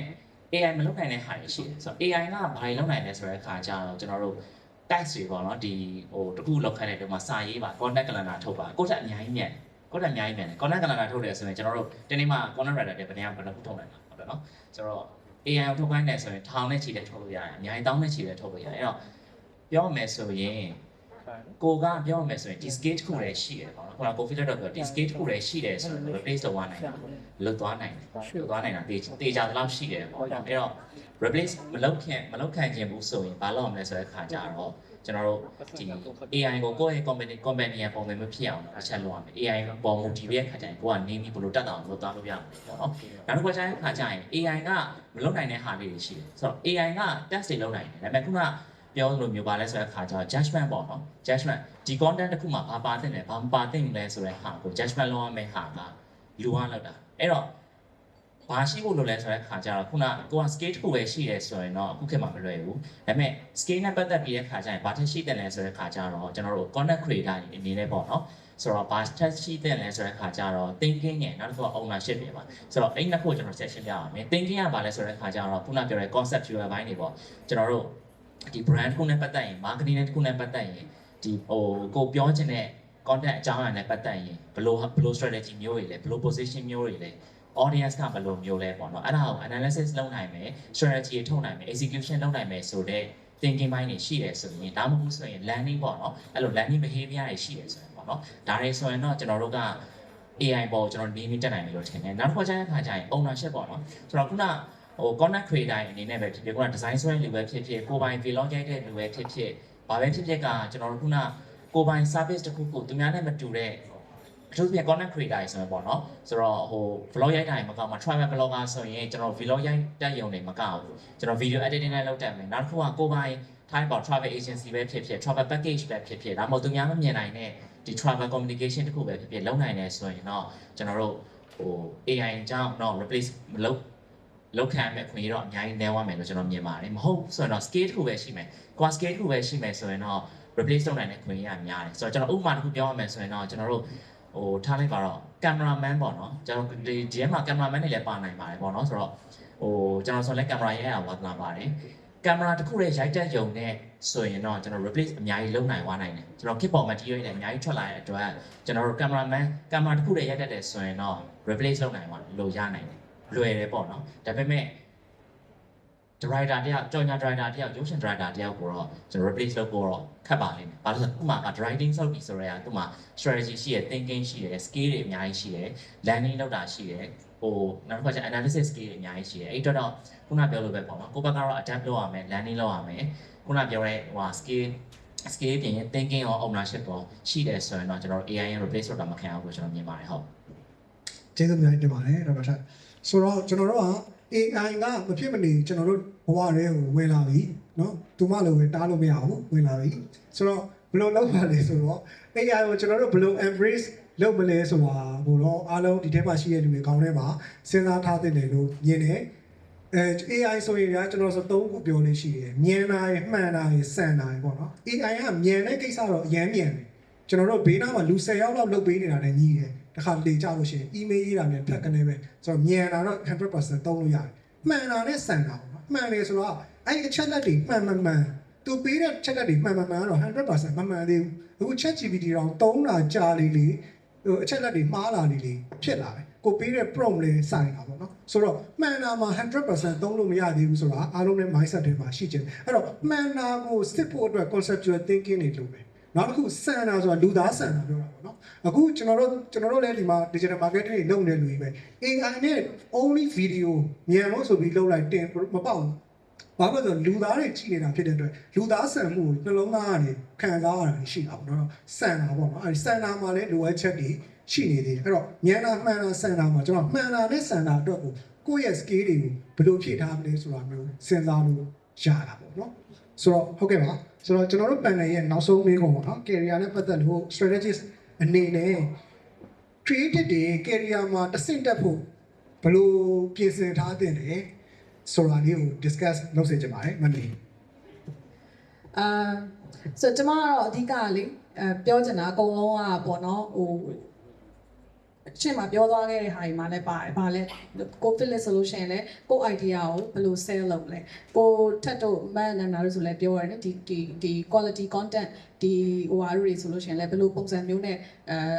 ကိုကချပြရမလဲဆိုတဲ့ဟာမျိုးပေါ့နော်။ဆိုတော့အဲ့အတွက်အရေးကြီးဆုံးကဘာလဲဆိုရင်ခုနလိုကို idea ကိုဒီဟာကိုဘာကြောင့်ထည့်ရတယ်လဲဆိုတဲ့ reason ကို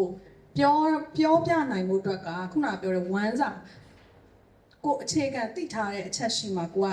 okay ဒီ elements ကထားပါတော့ဟာ logo ကြီးပြီးတော့ဒီ elements ကြီးဖြုတ်ပေးလို့ဘာလို့ပေါ့နော်ဒီ business owner ဘက်ကတောင်းဆိုရင်မဟုတ်ဘူးဒီ elements ကကျွန်တော်ဒီရည်ရွယ်ချက်နဲ့ထည့်တာဒီရည်ရွယ်ချက်ကဒီ brand ရဲ့အတွက်ဘယ်လိုသုံးမယ်လို့ဒီ brand ရဲ့ value ကိုဘယ်လို creatively ကျွန်တော်စဉ်းစားပြီးတော့ဘယ်လိုလုပ်ထားလို့ဆိုရဲဒါမျိုးပြောနိုင်ဖို့ကခုနပြောတဲ့အခြေခံဟာရှိထားမှာကိုကပြောနိုင်မှာမဟုတ်ရင်ခုနပြောတဲ့ business owner တွေဒီဘက်က brand owner တွေပြောင်းခိုင်းတိုင်းလိုက်ပြောင်းရတဲ့ဘဝပဲဖြစ်နေမှာကိုက tools ကိုင်းတဲ့သူပဲဖြစ်နေမှာမျိုးပေါ့နော်ဆိုတော့အဲ့ဒီ one စာဆိုတဲ့နေရာပေါ့နော်ဆိုတော့ကျမတို့အမှုပညာသမားတွေက one စာအများနဲ့ပြောကြရတယ်လေဆိုတော့ okay one စာဘာလဲပေါ့နော်ဆိုတော့ one စာဘာလဲဆိုလို့ရှိရင် stage ကကွာ stage အနေနဲ့ပြောလို့ရှိရင်ကျမတို့ learn လုပ်တယ်ပြီးရင် unlearn stage တစ်ခုရှိတယ် unlearn လုပ်ရတဲ့ stage တစ်ခုကျမတို့လေ့လာခဲ့တဲ့ဟာတွေမှန်တော့တဲ့အချိန်တွေမှာကျမတို့အဲ့ဒါကင်ဆွဲထားလို့မရဘူးပေါ့learn unlearn relearn ပေါ့နော်ဆိုတော့ကျမတို့က version တွေမြင်ရတယ်ကို version တွေမြင်ရတယ်အဲ့ဒါတွေကအခုရှေ့မှာပြောသွားခဲ့တဲ့ဟာတွေပေါ့ AI နဲ့ပတ်သက်တာတွေတခြားသောဒီနောက်ဆုံးပေါ်marketing ဆိုလဲဒါ marketing ကအခုနောက်ဆုံး 6.0 တွေပါဖြစ်ကုန်ပြီလေနော်ဆိုတော့အဲ့ဒါတွေအကုန်လုံးကကျမတို့ကအမြဲတမ်း learn unlearn relearn အဲ့ဒီ stage တစ်ခုကကျမတို့ one စာဖြည့်ဖို့အတွက်အရင်အရေးကြီးသော stage နံပါတ်1ပေါ့နော်နောက်တစ်ခုကကြာဘာလဲဆိုတော့တချို့လူတွေကပြောကြတာပေါ့နော်အခုဒါ content တွေဖန်တီးမဲ့လူတွေဆိုတာဟာ creativity ကောင်းပါမယ်ဟာကျွန်တော်ကတော့ creative မဖြစ်ဘူးကျမကတော့ creative မဖြစ်ဘူးမဟုတ်ဘူး creativity is contagious creativity ကလူတိုင်းဖြစ်လို့ရတယ်လူတိုင်း creative ဖြစ်တယ်အဓိကဘာလဲဆိုတော့ creative ဖြစ်လို့ရအောင်အထဲမှာ one စာထည့်ထားမှာအဲ့ one စာဆိုတာအလွယ်ပြောရရင် exposure ပဲသိတာမြင်တာကြားတာတွေ့တာတွေများရှိဖို့ပေါ့နော်အဲ့ဒါတွေကဘာတွေလောက်ရမှာလဲဆိုလို့ရှိရင်နံပါတ်1ကစာဖတ်တာတွေပေါ့စာဖတ်တာတွေနောက်ပြီးရင်အနုပညာ form မျိုးစုံကိုထိတွေ့ ထိတွေ့ခံစားလို့ရအောင်လုပ်ထားတာမျိုးတွေပကြီးပဲဖြစ်ဖြစ်ရုပ်ရှင်ဂီတသပင်အကုန်လုံးပေါ့ culture အဲ့ဒီဟာတွေအကုန်လုံးကိုထိတွေ့ခံစားထားရမယ်ပေါ့ဟာငါ design မဲဆွဲရလို့မလို့ designer မဟုတ်ဘူးကျမတို့ culture တွေသိရမယ်เนาะဒီဟို heritage တွေ culture တွေ music တွေအဲ့ဒါတွေအကုန်လုံးကိုထိတွေ့ထားတာလူဖြစ်ရမယ်အဲ့ဒါတွေကခုနကပြောတော့ဝမ်းစာအတွက်အရင်ရေးကြည့်ရဲ तू ကကျမတို့အထဲမှာတစ်ချိန်ကျရင် chemical လိုပဲဓာတ်ပြုပြီးတော့အပြင်အသစ်အနေနဲ့ပြန်ထွက်လာကြတာကျမတို့မှာဒါမရှိဘဲနဲ့အသစ်မထွက်လာနိုင်ဘူးအဲ့တော့အဲ့ဒါတွေကခုနကပြောတဲ့ဒီ career နောက်တစ်ဆင့်တက်ဖို့ဆိုရင်ဒီ stage ပေါ့နော်ကျမပြောနေတာခုနကပြော learn and learn freelance stage တစ်ခုရှိမယ်ပြီးရင် exposure လို့ခေါ်တဲ့ကိုတိုင်းသိမှုမြင်မှုကြားမှုအဲ့ဒါတွေများထားတယ်အဲ့ဒါများတာနဲ့အမျှလေခုနကပြောတယ်ကိုယ့်ရဲ့ကိုလက်ခံထားတဲ့အမှန်လို့ထင်တဲ့နယ်ပယ်တွေကလည်းပိုကျဲလာမယ်ခုနပြောလို့ပေါ့နော်ကိုကငါဒါပဲသိတယ်ငါဒါပဲတက်တယ်ဆိုတဲ့ဟာကြီးကပိုကျဲလာမယ်ပိုကျဲလာလေကျမတို့မှာ reasons တွေရှိလာလေအဲ့ reasons တွေကိုခုနပြောတဲ့ကိုဖန်တီးလိုက်တဲ့ဟာတိုင်းကိုဘာကြောင့်ဖန်တီးတာလဲဆိုတဲ့ဟာကိုပြန်ပြောပြနိုင်လေ convince လုပ်နိုင်လေကျမတို့ကကိုဖန်တီးတဲ့ဟာကလည်းရည်ရွယ်ချက်တွေလည်းရှိလာတာပေါ့နော်ဆိုတော့အဲ့ဒါအရင်ရေးကြည့်တယ်ဒီလူငယ်တိုင်းကအခုနောက်ပိုင်းကကြတော့ကျမတို့ကိုယ်တိုင်လည်းစာဖတ်အားတော်ကြာသွားပါတယ်ဒီနောက်ပိုင်းကလေဆိုတော့ဒါပေမဲ့အနည်းဆုံးတော့ဒီစာနေပြီးမလာရင်လည်းတခြားသောနည်းလမ်းတွေကနေပေါ့နော် like YouTube တို့ပါ any ဟို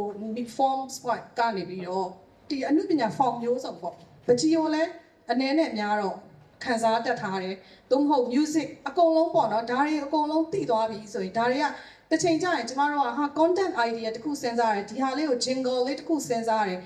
tag line လေးတခုစဉ်းစားတယ်ဒါမှမဟုတ်လို့ရှိရင် story line လေးတခုစဉ်းစားတယ်။အော်ငါဟိုကားမှာကြည့်ခဲ့တော့ကအဖွင့်လေးကဘယ်လိုမျိုးဆိုရဲအဲ့ဒါလေးတွေကကောင်းတဲ့ရောက်လာရင်ဒါကိုအခြေခံတဲ့နောက်ထပ် idea အသစ်တစ်ခုကျမတို့ကထွက်လာတယ်။ဒါတွေမရှိရင်ကျမတို့ကဘာမှမထွက်လာနိုင်ဘူး။ဆိုတော့အဲ့တော့အခုဒီဟို career မှာပေါ့နော် designer ဆိုလဲ tools ပဲကင်တဲ့နေလို့ရှိရင် designer နောက်ဆက်နှစ်နေလဲ designer ပဲဖြစ်မယ်။ခုနပြောလို့ AI အဆင့်မြင့်လာရင်ဒီလူတွေက replace လုပ်ခံရမယ်။ဒါပေမဲ့ designer ကနေcareer မှာဆိုလို့ရှိရင်ခုနပြောတဲ့ art director တို့เนาะဒီ co-affiliate တို့လို creative director တို့အဲ့ဒီ level တွေကိုတွားလို့ရတယ်အဲ့ဒါကခုန exposure နဲ့ဒီ strategically တွေးနိုင်တဲ့ level ရောက်ဖို့အဲ့ဒီ level ရောက်ဖို့ကကျွန်မခုနပြောတဲ့ stage တွေကိုဖြတ်သန်းဖို့ပေါ့เนาะဆိုတော့အဲ့ဒီလာမှတန်ပြီးရင်ခုနပြောတဲ့ career growth ကဖြစ်လာမယ်အဲ့တော့ content သမားတွေ copywriter သမားတွေလည်း same ပဲဆိုတော့အဲ့ဒီလူတွေကultimate ဘာတွေထိဖြစ်နိုင်လဲဆိုခုနပြောတဲ့ marketing ရဲ့ hack တွေ creative director တွေ CD က creative director လမ်းကနေလာလို့ရတယ်เนาะဆိုတော့ designer အနေနဲ့လာလို့ရတယ် content ဒီ copy ရေးတဲ့ content သမားအနေနဲ့လာလို့ရတယ်ဆိုတော့အဲ့ဒီနှစ်လမ်းစလုံးကခုနပြောတဲ့ concept level strategic level ကိုရောက်လာမှသာလျှင်အထက်ကိုထပ်တက်လာမှာမဟုတ်ရင်ဒီမှာပဲcopy ရေးတဲ့လူလည်း copy သမားပဲဖြစ်နေမှာပဲပေါ့နော်သူများပြောတဲ့ဟာကိုပဲဥပမာ marketing လုပ်တဲ့သူဆိုလည်း even like operation ပဲလုပ်တဲ့နေမှာပေါ့ဒါဒီ campaign တစ်ခုလုံးယူငါဘယ်လို strategically တိစောက်မလဲ plan လုပ်မလဲဆိုတဲ့ level မရောက်လာတော့ပေါ့နော်ဆိုတော့အဲ့ဒီဟာကတော့ကျမကတော့ဒီ career နဲ့ပတ်သက်ပြီးတော့အကြံပေးချင်တာပေါ့နော်ဆိုတော့အဲ့ဒီနှစ်ခုပေါ့အရင်ရေးကြည့်ပါတယ်အများကြီးလဲဟိုခုနပြောတဲ့ AI အစားထိုးလို့မရတဲ့ judgment တွေကအဲ့ကနေလာတာအဲ့ဒီဟာတွေမရှိရင်ကျမတို့ judgment မရှိဘူး AI ပြောနေတဲ့ဟာတွေမှန်လားမှားလား judge မလုပ်နိုင်ဘူးအဲ့တော့အဲ့ဒါအရင်ရေးကြည့်ရပေါ့နော်ဆိုတော့ AI ကိုသုံးတာချင်းတူတူပဲဘာ exposure မှမရှိရတူသုံးတာ ਨੇ ခုနပြောတဲ့ judgment မှန်မှန်ကန်ကန်လုပ်တတ်တဲ့အထဲမှာဝမ်းစာပြည့်ရလူသုံးတာ ਨੇ ထွက်လာတဲ့ output အရန်กว่าတယ်ကားမောင်းလို့ပေါ့ကားမောင်းတတ်တယ်ကားမောင်းကျွမ်းတဲ့သူတိုင်း Formula 1 ဝင်မောင်းလို့မရဘူးပေါ့နော်အဲဆိုတော့အဲ့ဒါအရေးကြီးတယ်လို့ကျွန်မကတော့ဟိုယူဆပါတယ်ဟုတ် thank you ပါ ဟုတ်ကဲ့ပါမယ်ပြည့်စုံပြောပြတာအများကြီးကျေးဇူးတင်ပါတယ်ဆိုတော့ကျွန်တော်တို့ဒီ panel လေးကိုနည်းနည်း recap လေးပြန်ချုပ်မဲ့အချိန်လေးရောက်ပြီပေါ့နော်ဆိုတော့ကျွန်တော်တို့ panel ကိုဆွမ်းပြောတဲ့ value added content အနေနဲ့ professional ဆိုတဲ့ topic နဲ့ကျွန်တော်တို့ဆွေးနွေးခဲ့တယ် number 1 objective ဖြစ်တဲ့ content creator creative mindset နဲ့ brand mindset နဲ့ဟာဘယ်လို synergistic ဖြစ်နေဆိုတဲ့ point နဲ့ပြောခဲ့တယ်နောက်ဆုံးမှာတော့ကျွန်တော်တို့ဒါ career နဲ့ပတ်သက်တဲ့ discussion ပေါ့နော်အဲ့တော့ learn and learn we learn ပေါ့နော်လေ့လာလိုက်ပြီးစာတွေ make ပြလိုက်ပြီးပြန်လေ့လာဆိုတော့ဟာနဲ့ process တွေတွားတင်တယ်သူတို့ AI နဲ့တိုင်နေတဲ့အချိန်မှာကိုလေ့လာမှုမရက်လိုက်သင့်ဘူးလို့ဟိုဆိုလိုချင်တာဖြစ်ပါတယ်လေ့လာရဲဆိုတော့နေရာသဘောမှာလေ့လာလို့ရပါတယ် online ကလေ့လာမလား YouTube ကလေ့လာမလားအကြောင်းတွေတက်မှာကြိုက်တာလုပ်လို့ရပါတယ် okay ဆိုတော့ကျွန်တော်တို့ panel တွေကတော့ဒီလောက်ပဲ